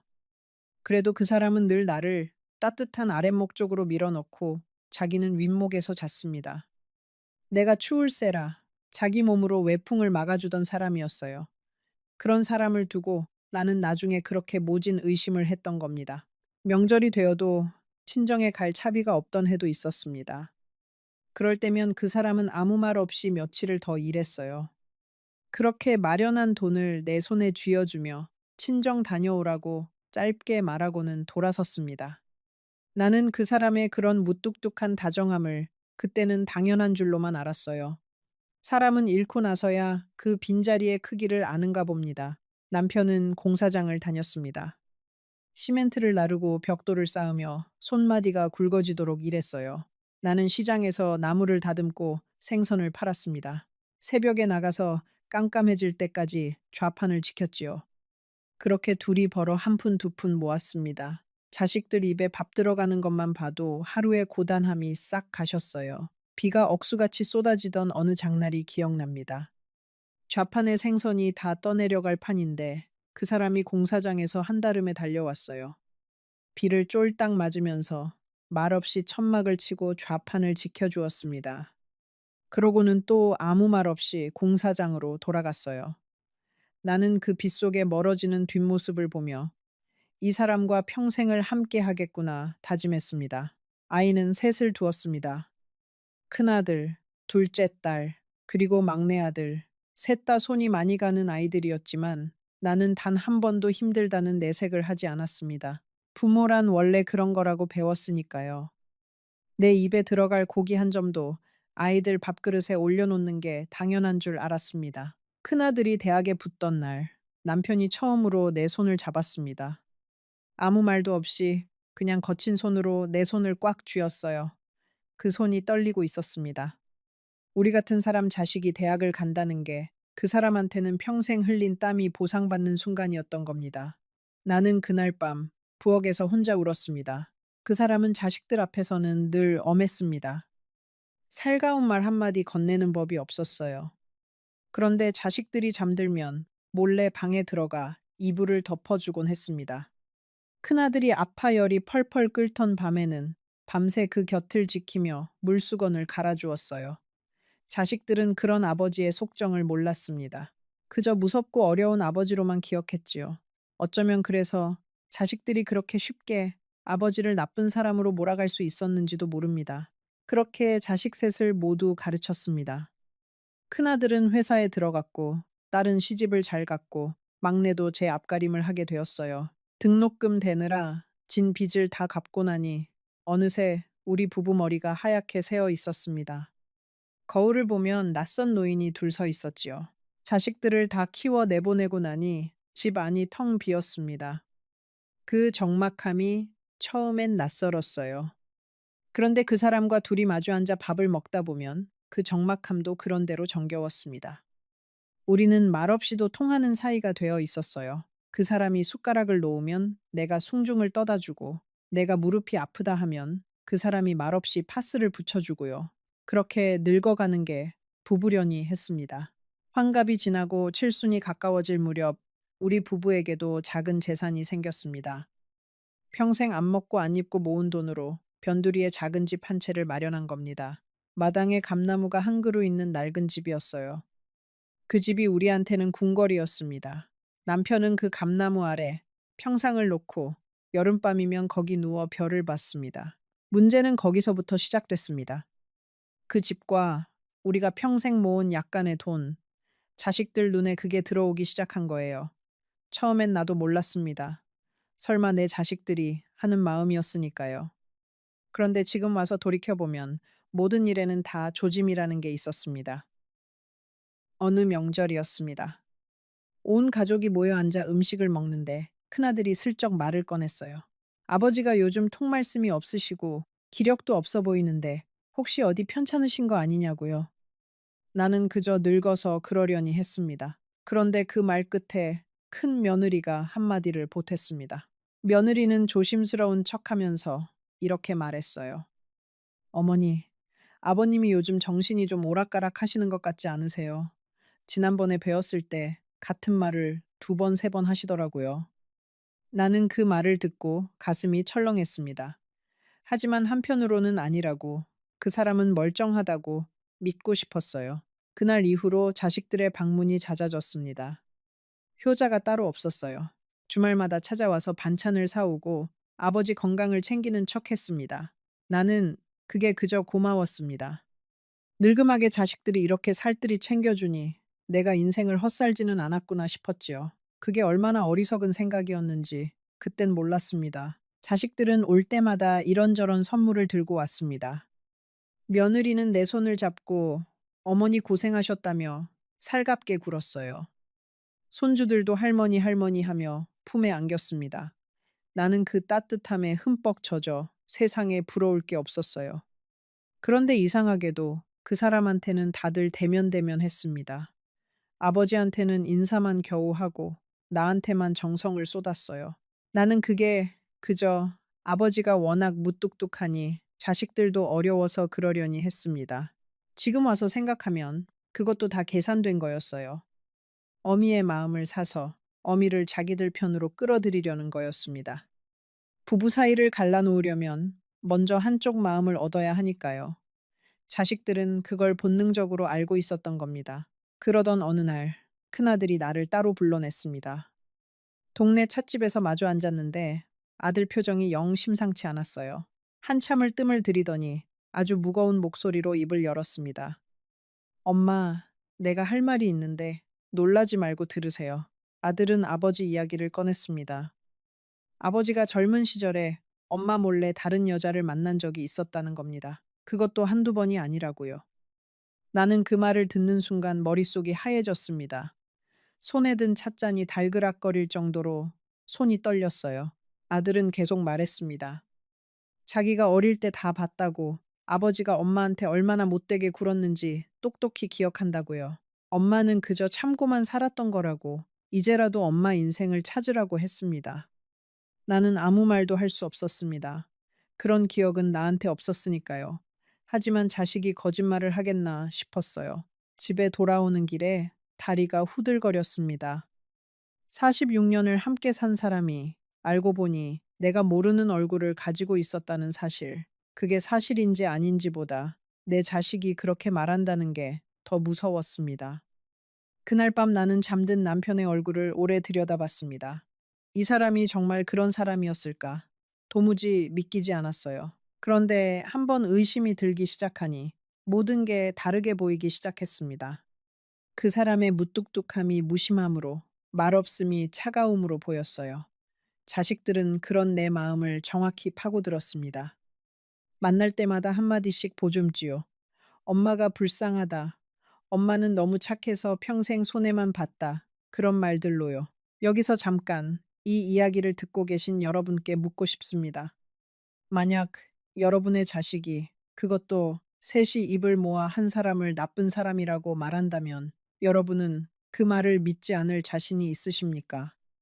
조금 뒤에 나는 그 믿음이 얼마나 큰 대가를 치르게 했는지 말씀드리겠습니다. 부디 끝까지 들어주세요. 자식들의 설득은 집요했습니다. 둘째 딸은 전화를 걸어 매일같이 울었습니다. 엄마, 이대로 살다가 엄마 먼저 쓰러지면 어떡하느냐고. 아버지 병수 바라다 엄마 인생 다 끝난다고요. 막내 아들은 또 다른 이야기를 했습니다. 아버지 재산을 미리 정리해두지 않으면 나중에 복잡해진다고요. 나는 그제야 어렴풋이 이상한 낌새를 느꼈습니다. 자식들이 하는 말이 다 조금씩 달랐거든요. 큰아들은 아버지의 과거를, 딸은 내 건강을, 막내는 재산을 이야기했습니다. 그런데 결론은 다 똑같았어요. 이혼을 하라는 거였습니다. 한 방향을 가리키는 세 개의 손가락이었지요. 그래도 나는 망설였습니다. 46년입니다. 그 세월이 어디 가는 게 아니잖아요. 미운 정, 고운 정, 다 들어서 그 사람 없는 삶은 상상이 안 됐습니다. 그런데 자식들은 내 망설임을 나약함이라고 했습니다. 엄마가 또 마음이 약해진다고, 그래서 평생 당하고 산 거라고요. 그 무렵 자식들이 번갈아가며 나를 찾아오는 일이 더욱 잦아졌습니다. 큰아들은 퇴근길에 일부러 들러 내 손을 잡고 한숨을 쉬었어요. 엄마, 내가 어릴 때 엄마가 부엌에서 혼자 우는 걸 얼마나 많이 봤는지 아느냐고요. 그러면서 그때 자기가 아무것도 해줄 수 없어서 너무 미안했다고, 이제는 다 큰아들이 엄마를 지켜주겠다고 했습니다. 그 말을 듣는데 어찌 마음이 흔들리지 않겠어요.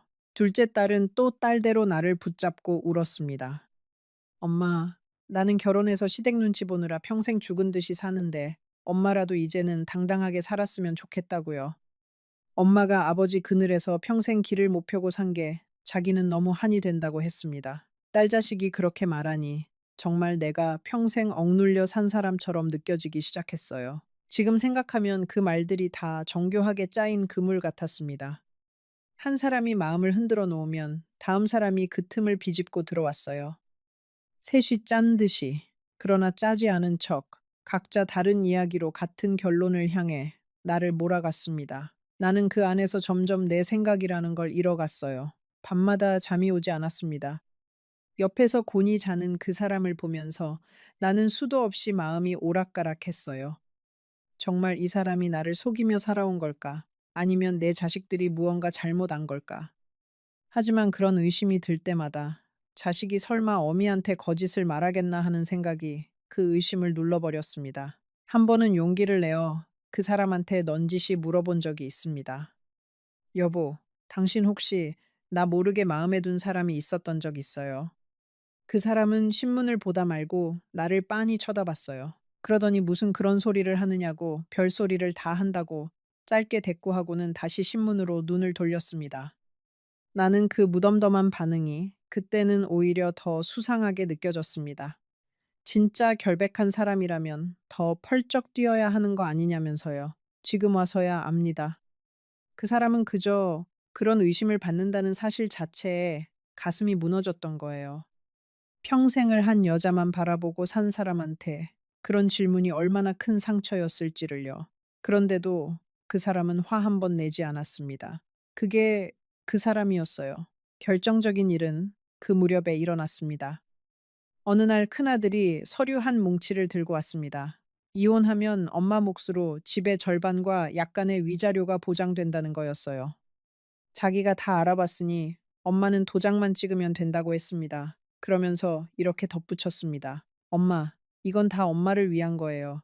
나는 그 말을 믿었습니다. 평생 자식만 보고 산 어미가 자식이 나를 위한다는데 어떻게 안 믿겠습니까? 게다가 그때 나는 이미 마음이 많이 지쳐 있었어요. 매일같이 듣는 자식들의 말에 그 사람을 향한 내 마음도 어느새 닳고 닳아 있었던 겁니다. 그 사람한테 이혼 이야기를 꺼내던 날을 잊을 수가 없습니다. 저녁상을 물리고 나는 떨리는 목소리로 말을 꺼냈어요. 우리 이제 그만 헤어지는 게 어떻겠냐고요. 그 사람은 한참을 말없이 나를 쳐다봤습니다. 그러고는 딱 한마디를 했어요. 당신이 정 그렇게 원한다면 그러자고. 나는 그 사람이 화를 낼 줄 알았습니다. 아니면 매달리거나 변명을 하거나. 그런데 그 사람은 아무것도 하지 않았어요. 그저 고개를 끄덕이고는 방으로 들어가 버렸습니다. 그날 밤 나는 그 사람이 방에서 혼자 우는 소리를 들었습니다.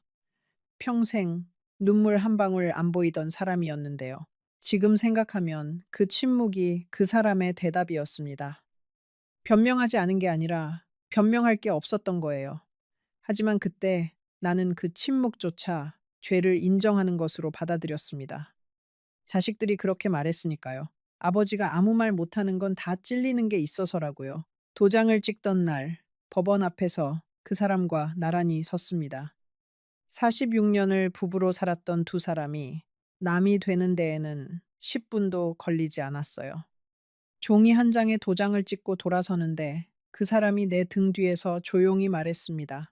그동안 고생 많았다고, 몸 건강히 잘 지내라고요. 그날 아침 집을 나서기 전에 있었던 일이 자꾸 떠오릅니다. 그 사람이 평소처럼 일찍 일어나 밥을 안 쳐놓았더군요. 이혼하러 가는 날 아침에도 그 사람은 내 밥을 챙긴 거예요. 따뜻한 밥에 국을 데워 상을 차려놓고는 묵묵히 앉아 나를 기다리고 있었습니다. 나는 그 밥상을 보고도 아무 감정이 없었어요. 그만큼 그때 내 마음은 자식들의 말에 단단히 굳어 있었습니다. 법원으로 가는 버스 안에서 그 사람과 나는 한마디도 하지 않았습니다. 창밖만 바라보는 그 사람의 옆벌굴이 평소보다 더 늙어 보였어요. 주름이 깊게 패고 어깨가 축 처져 있었습니다.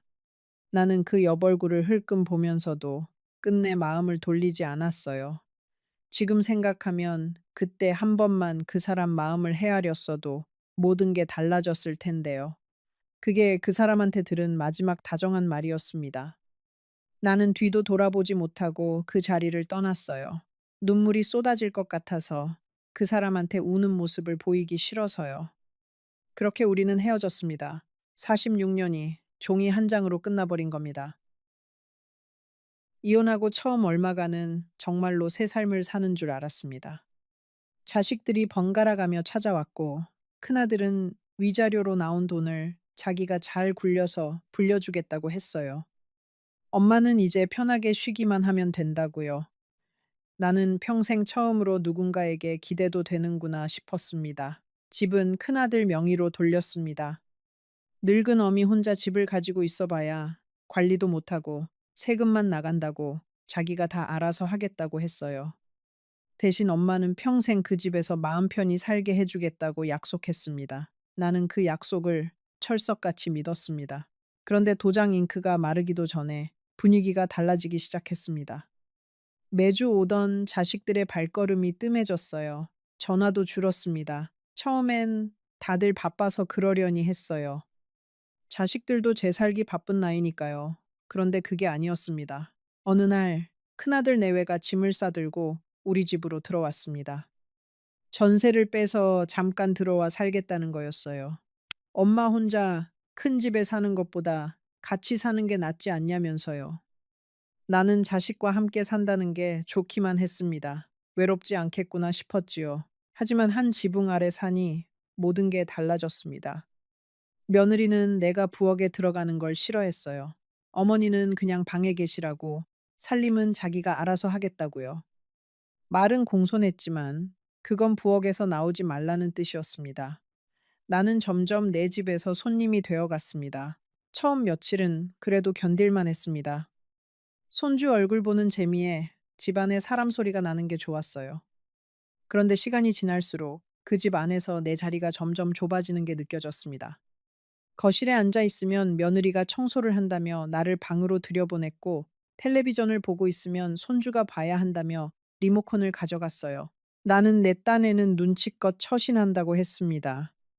며느리가 힘들까봐 빨래도 몰래 손빨래를 해서 널어놓고 손주들 간식도 챙겨주려고 애를 썼어요. 그런데 그게 오히려 화근이었습니다. 며느리는 내가 손대는 걸 다 못마땅해 했어요. 어머니가 빨래를 잘못 널어서 옷이 상했다느니, 손주한테 군것질을 시켜서 밥을 안 먹는다느니 사사건건 트집을 잡았습니다. 나는 그럴 때마다 그저 미안하다고 했습니다. 내 집인데도, 내가 평생 모은 돈으로 산 집인데도 나는 그 집에서 죄 지은 사람처럼 조심조심 살았어요. 내 발소리도 죽이고 화장실 물 내리는 것도 눈치를 보고 그렇게 하루하루를 견뎠습니다. 밥상에서도 마찬가지였습니다. 처음엔 같이 먹던 밥상이 어느새 따로따로가 되었어요. 손주가 학원 가야 한다고, 시간이 안 맞는다고요. 나는 점점 작은 방으로 밀려났습니다. 큰 방을 손주한테 내주고 나는 햇볕도 안 드는 북쪽 방으로 옮겨갔어요. 그 북쪽 방은 겨울이면 손발이 시릴 만큼 추웠습니다. 며느리는 보일러를 너무 틀면 가스비가 많이 나온다고 했어요. 그래서 나는 두꺼운 내복을 껴입고 이불을 둘둘 말고 잤습니다. 그럴 때면 신혼 때 그 단칸방이 떠올랐어요. 비는 새도 그 사람이 데워놓은 아랫목은 늘 따뜻했는데요. 나는 차가운 방에서 그 따뜻했던 아랫목을 떠올리며 잠들곤 했습니다. 가끔 동네 노인정에 다녀오면 며느리의 표정이 싸늘했습니다. 어머니 또 어디 다녀오셨냐고, 동네 사람들한테 무슨 말을 하고 다니시는 거 아니냐고요. 행여 내가 집안 사정을 밖에 떠벌릴까봐 경계하는 눈치였습니다. 나는 그 눈빛을 받을 때마다 내가 이 집에서 환영받지 못하는 존재라는 걸 뼈저리게 느꼈어요. 그래도 나는 참았습니다. 자식 신세지는 처지에 무슨 말을 하겠어요. 그저 내가 좀 더 조용히, 좀 더 작게 지내면 다들 편하겠거니 했습니다. 그런데 사람 마음이라는 게 한번 멀어지기 시작하면 걷잡을 수가 없더군요. 밤이 되면 나는 자주 그 사람 생각을 했습니다. 헤어진 그 사람이 지금쯤 어디서 무얼 하고 있을까? 끼니는 제대로 챙겨 먹고 있을까? 그 무뚝뚝한 사람이 혼자서 밥은 차려 먹을 줄이나 알까? 그런 생각이 들 때마다 나는 고개를 세차게 저었습니다. 나쁜 사람을 왜 걱정하느냐고 스스로를 다그치면서요. 하지만 마음 한구석에서는 자꾸만 그 사람이 밟혔습니다. 위자료로 받은 돈 이야기를 꺼냈을 때였습니다. 슬슬 내 통장이 비어가서 큰아들한테 그 돈은 어떻게 됐냐고 물었어요. 굴려서 불려주겠다던 그 돈 말입니다. 아들의 표정이 싸늘하게 굳었습니다. 그러더니 한다는 말이 엄마, 그 돈 다 까먹었다는 거예요. 투자를 했는데 잘못돼서 다 날렸다고 했습니다. 나는 그 말을 듣고도 한참을 멍하니 있었어요. 평생 모은 돈이 그렇게 한순간에 사라졌다는 게 믿기지 않았습니다. 그런데 더 기가 막힌 건 아들의 태도였습니다. 미안한 기색도 없이 오히려 나한테 짜증을 냈어요. 엄마가 자꾸 그 돈 이야기를 하니까 자기도 스트레스를 받는다고 했습니다. 어차피 엄마가 가지고 있어 봐야 쓸데도 없는 돈이었는데 왜 그러느냐고요. 나는 그 말에 가슴이 철렁 내려앉았습니다. 그 돈이 어떤 돈인데요? 새벽 시장에서 손이 트도록 나무를 다듬어 번 돈, 한여름에도 생선 비린내를 맡으며 좌판을 지켜 모은 돈이었습니다. 그런 돈을 두고 쓸데도 없는 돈이라니 자식 입에서 그런 말이 나올 줄은 꿈에도 몰랐어요. 나중에 알고 보니 그 돈은 투자로 날린 게 아니었습니다. 큰아들이 빚을 갚는 데 썼다는 이야기를 동네 사람을 통해 어렴풋이 들었어요. 진작부터 사업이 기울어 빚에 쪼들리고 있었는데 그걸 내 위자료로 막은 거였습니다. 그러니까 자식들이 그토록 내 이혼을 서둘렀던 데에는 다 그럴 만한 속사정이 있었던 거예요.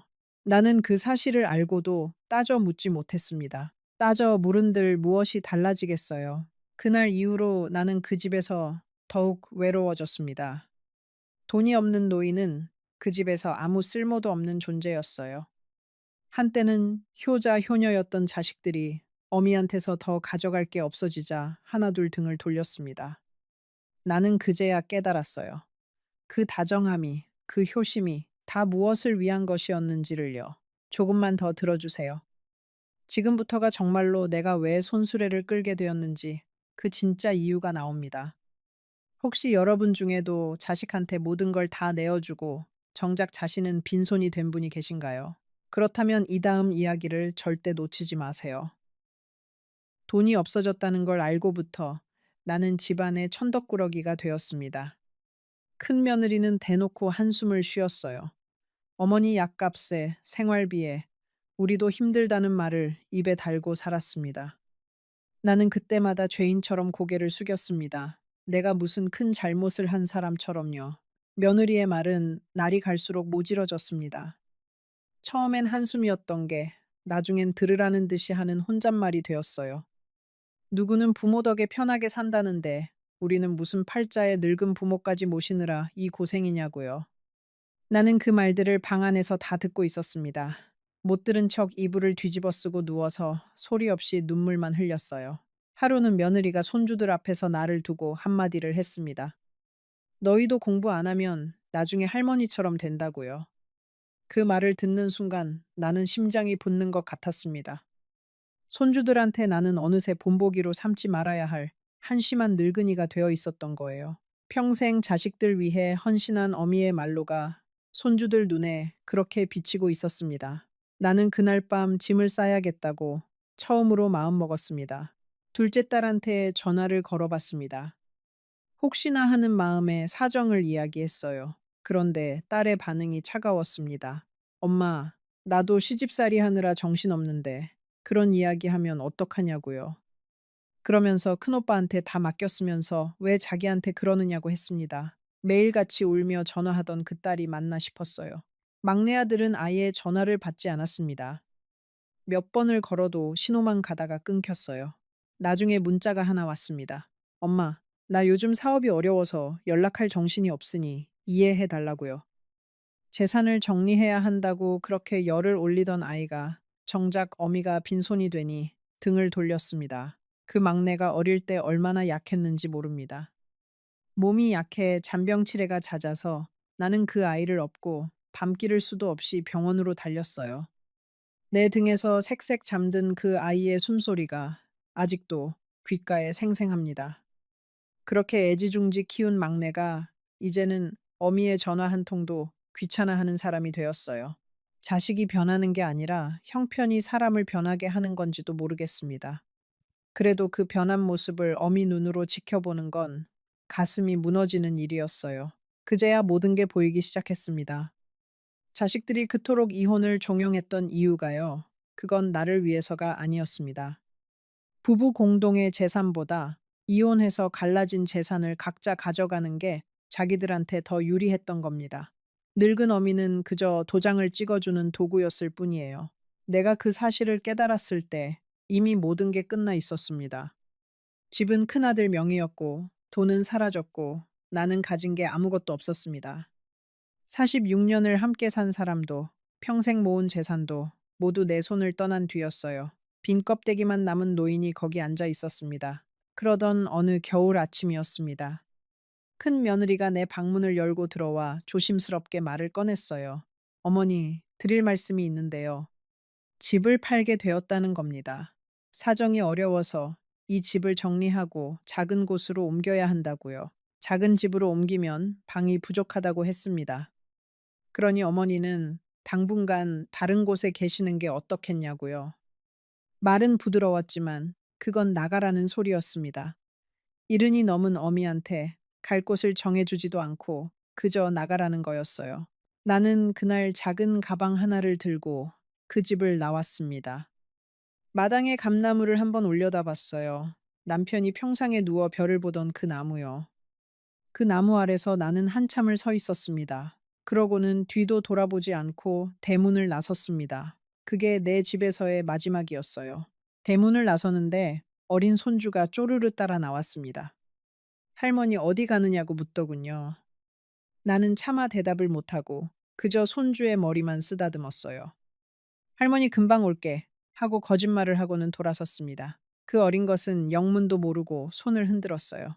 나는 골목 모퉁이를 돌 때까지 그 작은 손이 흔들리는 걸 등 뒤로 느꼈습니다. 골목을 빠져나오면서 나는 평생 살아온 동네를 천천히 둘러봤습니다. 단골쌀집, 늘 다니던 미용실, 새벽마다 지나던 시장 골목. 이제 이 동네와도 영영 이별이구나 싶었어요. 이른이 넘은 나이에 정든 모든 것을 두고 낯선 곳으로 떠나야 한다는 게 얼마나 막막했는지 모릅니다.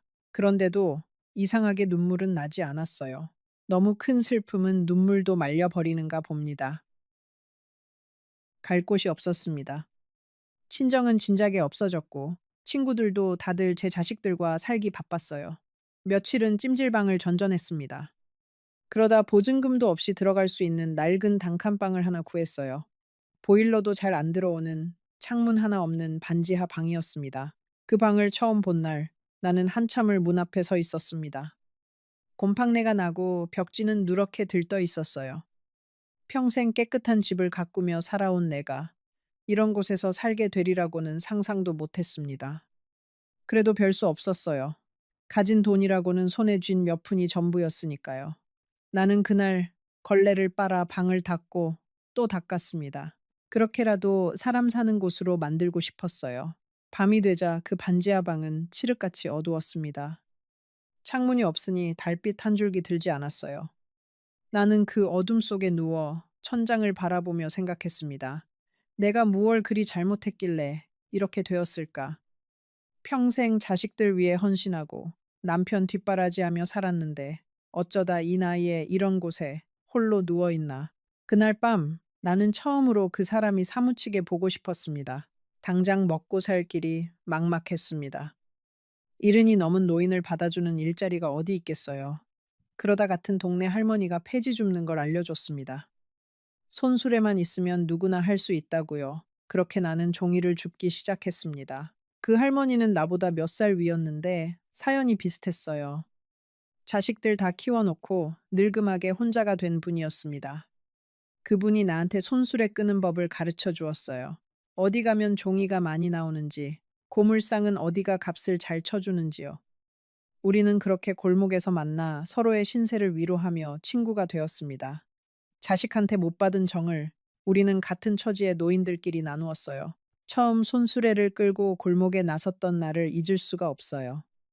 행여 아는 사람을 만날까봐 고개를 푹 숙이고 다녔습니다. 한때는 자식 셋을 대학까지 보낸 어미였는데 이제는 남이 버린 종이를 줍는 신세라니요. 그날 나는 골목 한 구석에 쪼그리고 앉아 소리 없이 한참을 울었습니다. 손수레를 끄는 일은 생각보다 고됐습니다. 종이 상자는 비에 젖으면 천근만근 무거워졌어요. 가파른 언덕길을 오를 때면 늙은 다리가 후들거려 몇 번이고 멈춰서야 했습니다. 손수레가 뒤로 밀릴까봐 온 힘을 다해 붙잡고 있노라면 식은땀이 등줄기를 타고 흘렀어요. 하루는 큰 길에서 손수레 바퀴가 빠진 적이 있습니다. 종이가 와르르 쏟아져 길바닥에 흩어졌어요. 지나가는 사람들이 흘끔거리는데 나는 얼굴이 화끈거려 어쩔 줄을 몰랐습니다. 그때 웬 젊은 청년이 다가와 말없이 종이를 주워 담아 주었어요.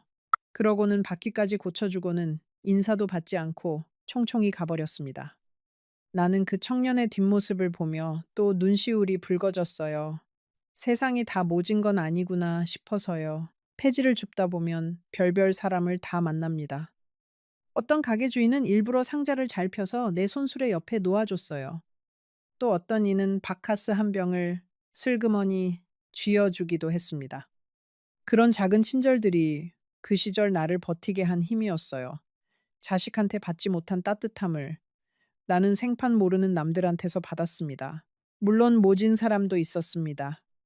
어떤 집 앞에서 종이를 줍는데 주인이 나와서 왜 남의 집 앞 물건에 손을 대느냐고 소리를 질렀어요. 그건 버린 게 아니라고요. 나는 죄송하다고 연신 고개를 숙이고 그 자리를 떠났습니다. 그런 날이면 집에 돌아와 한참을 멍하니 앉아 있었어요. 내가 무슨 큰 죄를 지었다고 이런 수모를 당해야 하나 싶어서요. 하지만 사람은 어떻게든 살게 되어 있더군요. 매일 새벽 손수레를 끌다 보니 어느새 부끄러움도 무뎌졌습니다. 종이를 펴고 묶는 손놀림도 빨라졌어요. 하루에 단돈 몇천 원을 손에 쥐어도 그게 내 힘으로 번 돈이라는 게 묘하게 마음을 든든하게 했습니다. 처음엔 손이 자꾸 베이고 물집이 잡혔습니다. 종이 모서리에 손가락이 베이면 쓰라려서 밤새 잠을 설치기도 했어요. 그래도 다음 날이면 또 손수레를 끌고 나갔습니다. 멈출 수가 없었으니까요. 하루를 쉬면 그날 끼니가 막막했고 무엇보다 가만히 방에 누워 있으면 온갖 서러운 생각이 밀려왔습니다. 차라리 몸을 움직이는 게 마음을 다스리는 데 나았어요.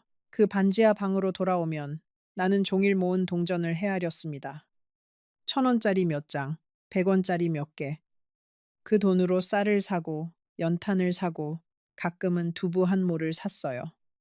그렇게 소박한 밥상을 차려 혼자 앉아 먹을 때면 이상하게도 그 집에서 눈칫밥 먹던 때보다 마음이 편했습니다. 비록 찬밥에 김치 한 조각이어도 누구 눈치 볼 것 없이 내 밥을 먹는다는 게 그렇게 홀가분할 수가 없었어요. 그렇게 폐지를 줍던 어느 날이었습니다. 동네 어귀 게시판에 붙은 종이 한 장이 눈에 들어왔어요. 마을 회관에서 어르신들 점심을 무료로 드린다는 안내였습니다. 나는 그날 따뜻한 밥 한 끼가 그렇게 간절했어요. 그래서 손수레를 세워두고 회관으로 들어갔습니다. 회관 안에는 나 같은 노인들이 여럿 모여 있었습니다. 따뜻한 국에 밥을 말아 먹는데 코끝이 다 시큰했어요. 누군가 차려준 따뜻한 밥을 먹어본 게 얼마만인지요. 그 밥 한 그릇이 그동안 얼었던 마음을 사르르 녹이는 것 같았습니다. 사람이 산다는 게 별게 아니구나. 따뜻한 밥 한 끼면 이렇게 위로가 되는구나 싶었어요. 거기서 나는 뜻밖의 소식을 들었습니다. 같은 마을에 살던 옛 이웃을 만난 거예요. 그분이 나를 알아보고는 깜짝 놀라며 물었습니다. 아니, 댁이 여기 웬일이냐고. 그러더니 조심스럽게 남편 소식은 들었느냐고 물었습니다. 나는 가슴이 철렁했습니다. 헤어진 뒤로 그 사람 소식을 한 번도 듣지 못했으니까요. 무슨 일이 있느냐고 다급하게 물었어요.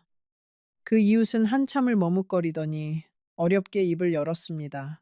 그 사람이 많이 편찮으시다는 거였어요. 나는 가슴이 철렁했습니다. 헤어진 뒤로 그 사람 소식을 한 번도 듣지 못했으니까요. 무슨 일이 있느냐고 다급하게 물었어요. 그 이웃은 한참을 머뭇거리더니 어렵게 입을 열었습니다. 그 사람이 많이 편찮으시다는 거였어요. 이웃의 말로는 그 사람이 이혼하고 얼마 안 되어 몸져 누웠다고 했습니다. 혼자 살던 작은 새방에서 돌봐줄 사람 하나 없이 지냈다고요. 자식들은 코빼기도 안 비쳤다고 했습니다. 어미한테 그랬듯이 늙고 병든 아비한테도 등을 돌린 거예요. 나는 그 자리에서 한참을 일어서지 못했습니다.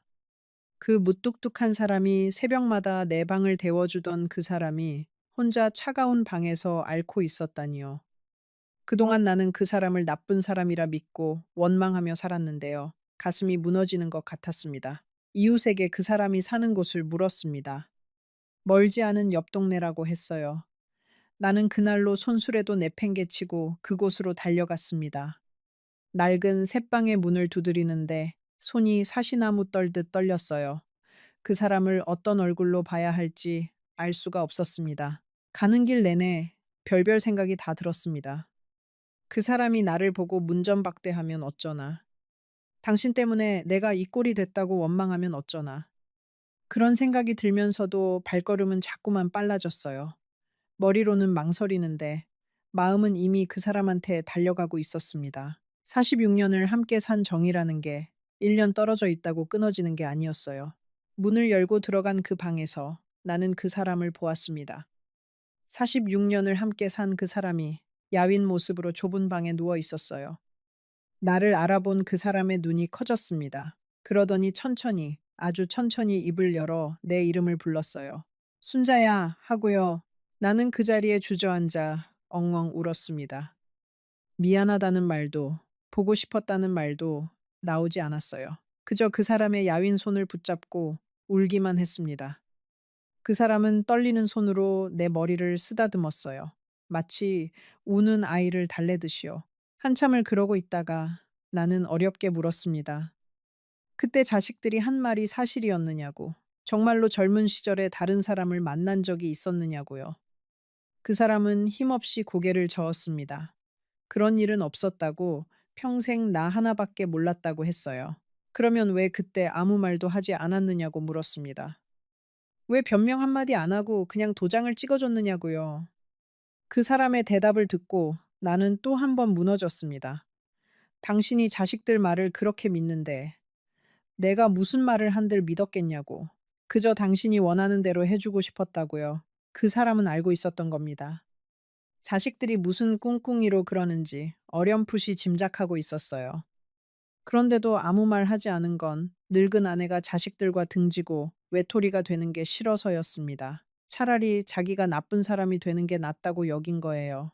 그 사람은 떨리는 목소리로 말을 이었습니다.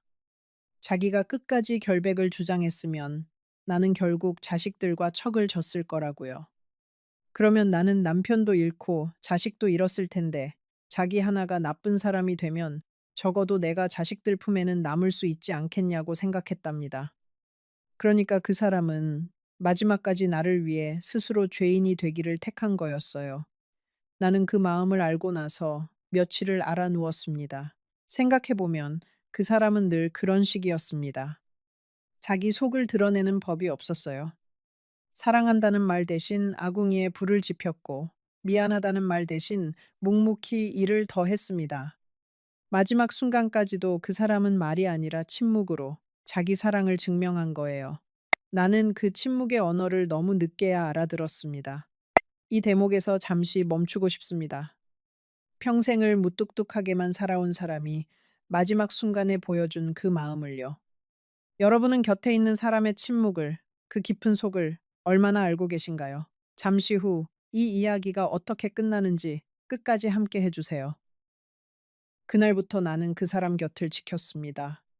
낮에는 폐지를 주어 약값을 보태고 밤에는 그 사람 곁에서 잠을 잤어요. 다시 부부가 된 것도 아니었지만 우리는 그렇게 마지막 시간을 함께 보냈습니다. 헤어졌던 1년이 무색하게 마음은 다시 예전으로 돌아가 있었어요. 나는 그 사람을 위해 죽을 끓였습니다. 입맛이 없다는 사람을 어르고 달래가며 한 숟갈이라도 더 먹이려고 애를 썼어요. 그 사람은 내가 떠먹여주는 죽을 받아 먹으면서 자꾸만 눈물을 글썽였습니다.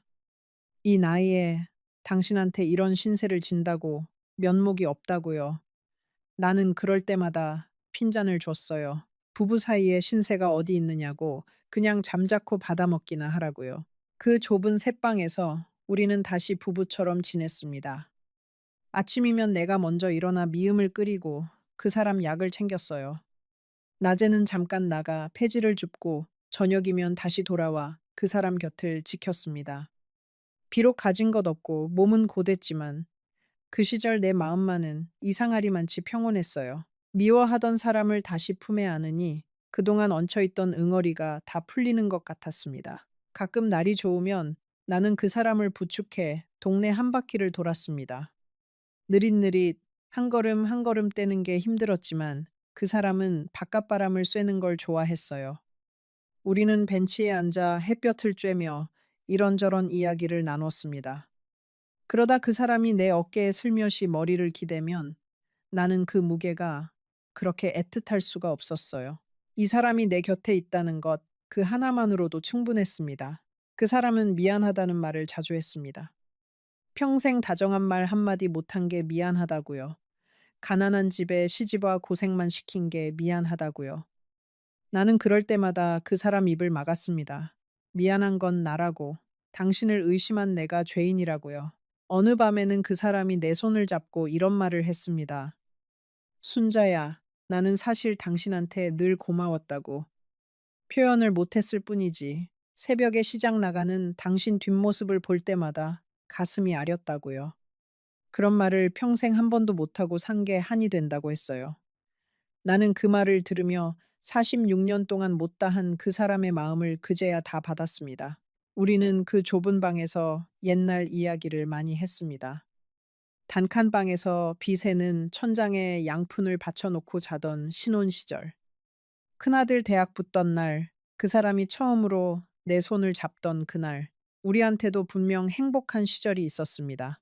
엔데도 감나무 이야기도 했습니다. 그 집 마당의 감나무 아래 평상에 누워 여름밤 별을 보던 그 시간들요. 그 사람은 그 평상이 그렇게 그립다고 했어요. 다 나으면 그 집에 한번 가보고 싶다고요. 나는 차마 그 집이 이미 남의 손에 넘어갔다는 말을 할 수가 없었습니다. 그래서 그저 그래요. 다 나으면 같이 가봐요. 하고 거짓말을 했어요. 밤이 깊으면 그 사람은 잠든 듯 누워 천장을 바라봤습니다. 나는 그 야윈 손을 가만히 주물러 주었어요. 거칠고 굵은 마디마디가 평생 우리 가족을 먹여 살린 손이었습니다. 그 손을 만지작거리고 있노라면 미운 마음은 온데간데 없고 그저 애틋함만 남았어요. 나는 이 손을 왜 그렇게 모질게 놓아버렸을까? 후회가 밀려왔습니다. 하지만 그 사람의 시간은 많지 않았습니다. 봄이 오기 전 그 사람은 조용히 내 곁을 떠났어요. 마지막 순간에도 그 사람은 내 손을 꼭 잡고 있었습니다. 그러고는 아주 편안한 얼굴로 눈을 감았어요. 나는 그 손을 한참 동안 놓지 못했습니다. 장례를 치르는 동안 자식들이 나타났습니다. 1년 내내 코빼기도 안 비치던 아이들이 상복을 차려입고 문상객을 맞았어요. 그 모습을 보는데 나는 화도 나지 않았습니다. 그저 한없이 서글프기만 했어요. 저 아이들이 정말 내가 키운 자식들이 맞나 싶었습니다. 자식들은 문상객들 앞에서 효자 노릇을 했습니다. 아버지가 편찮으실 때 자기들이 얼마나 마음을 졸였는지 모른다며 사람들 앞에서 눈물을 보였어요. 나는 그 모습을 한쪽 구석에서 묵묵히 지켜봤습니다. 정작 그 사람이 외로이 앓을 때는 코빼기도 안 비치더니 이제 와서 효자인 척하는 그 뻔뻔함이 기가 막혔어요. 하지만 나는 아무 말도 하지 않았습니다. 죽은 사람 앞에서 산 사람들끼리 추한 꼴을 보이고 싶지 않았으니까요. 문상객 중 한 분이 나를 알아보고 다가왔습니다. 사정을 아는 옛 이웃이었어요. 그분이 내 손을 잡고 조용히 물었습니다. 그동안 어떻게 지냈느냐고 고생이 많았겠다고요. 나는 그 따뜻한 말 한마디에 그만 눈물이 핑 돌았습니다. 가족들 누구도 묻지 않은 안부를 남이 물어주니 그렇게 서러울 수가 없었어요. 장례가 끝나고 큰아들이 슬그머니 다가왔습니다. 엄마, 이제 어디서 지내시느냐고 묻더군요. 나는 그 아이의 눈을 똑바로 쳐다봤습니다. 그러고는 조용히 말했어요. 너희가 알 것 없다. 나는 내 힘으로 잘 살고 있으니까.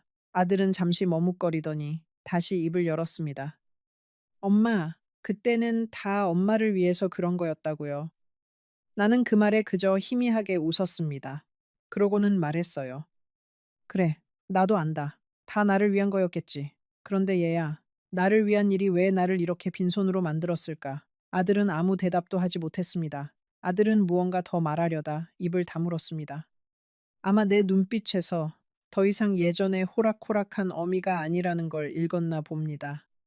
나는 그 아이들에게 아무것도 바라지 않기로 했습니다. 원망도 미움도 다 내려놓기로 했어요. 그게 내가 나를 지키는 유일한 방법이었으니까요.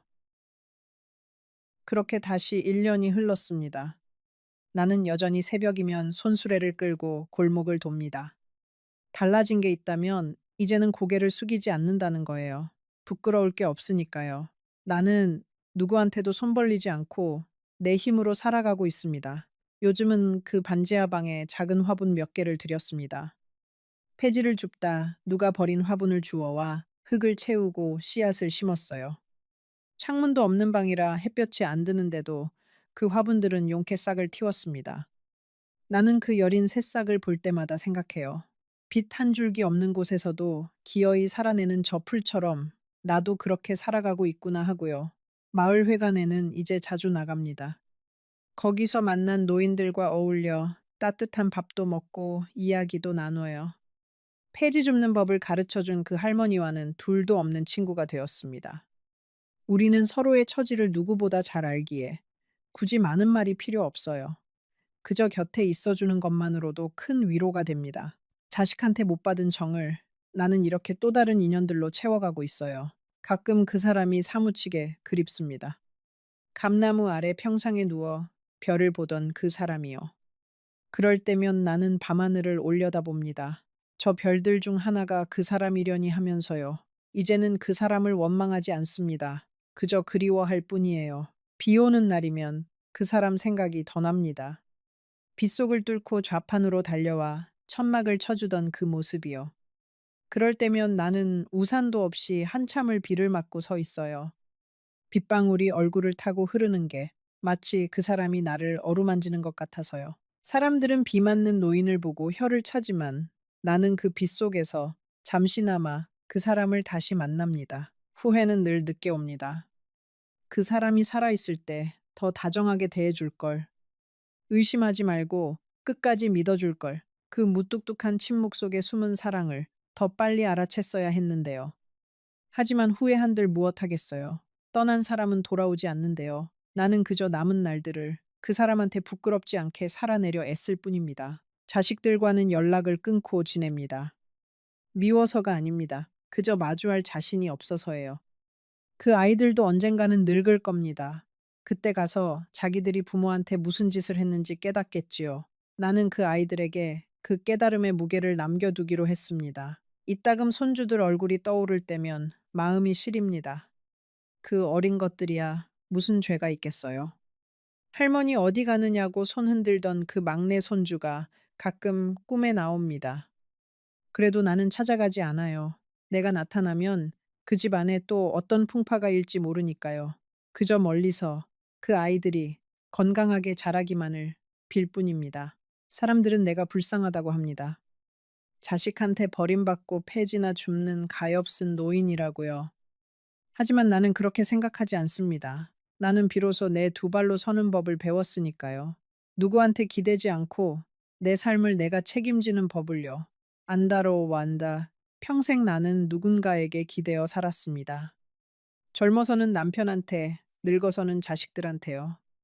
그게 당연한 줄 알았어요. 여자는, 어미는 그렇게 사는 거라고 배웠으니까요. 그런데 모든 걸 잃고 나서야 나는 처음으로 오롯이 나 자신으로 서보았습니다. 두렵고 외로웠지만 동시에 묘한 자유로움이 있었어요. 이른이 넘어서야 비로소 내 인생의 주인이 된 겁니다. 돌이켜보면 내 가장 큰 잘못은 가난도 아니었고 무지도 아니었습니다. 내 곁을 평생 지켜준 사람의 진심보다 달콤한 말로 나를 흔든 자식들의 말을 더 믿은 것. 그게 내 가장 큰 잘못이었어요.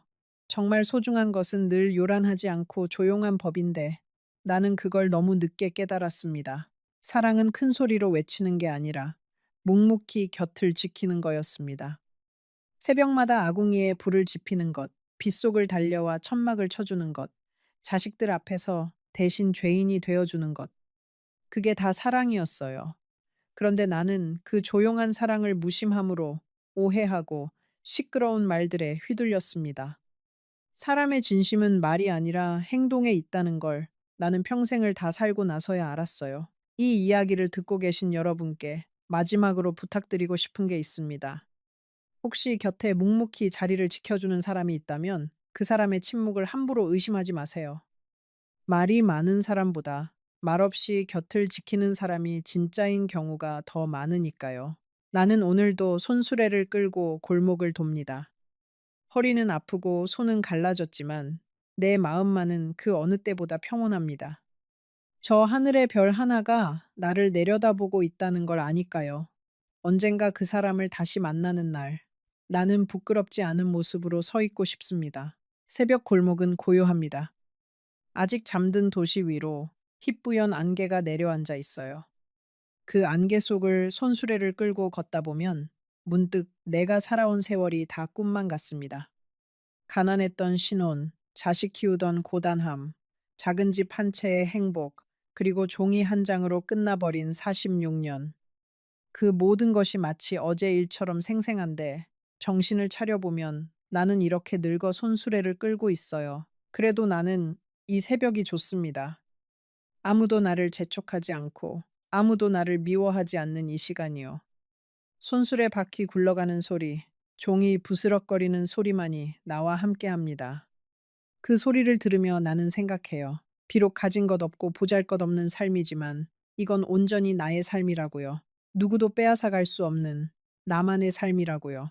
얼마 전에는 고물상 주인이 나한테 따뜻한 커피 한 잔을 건넸습니다. 할머니 매일 부지런하시다고 존경스럽다고 했어요. 나는 그 말에 눈물이 핑 돌았습니다.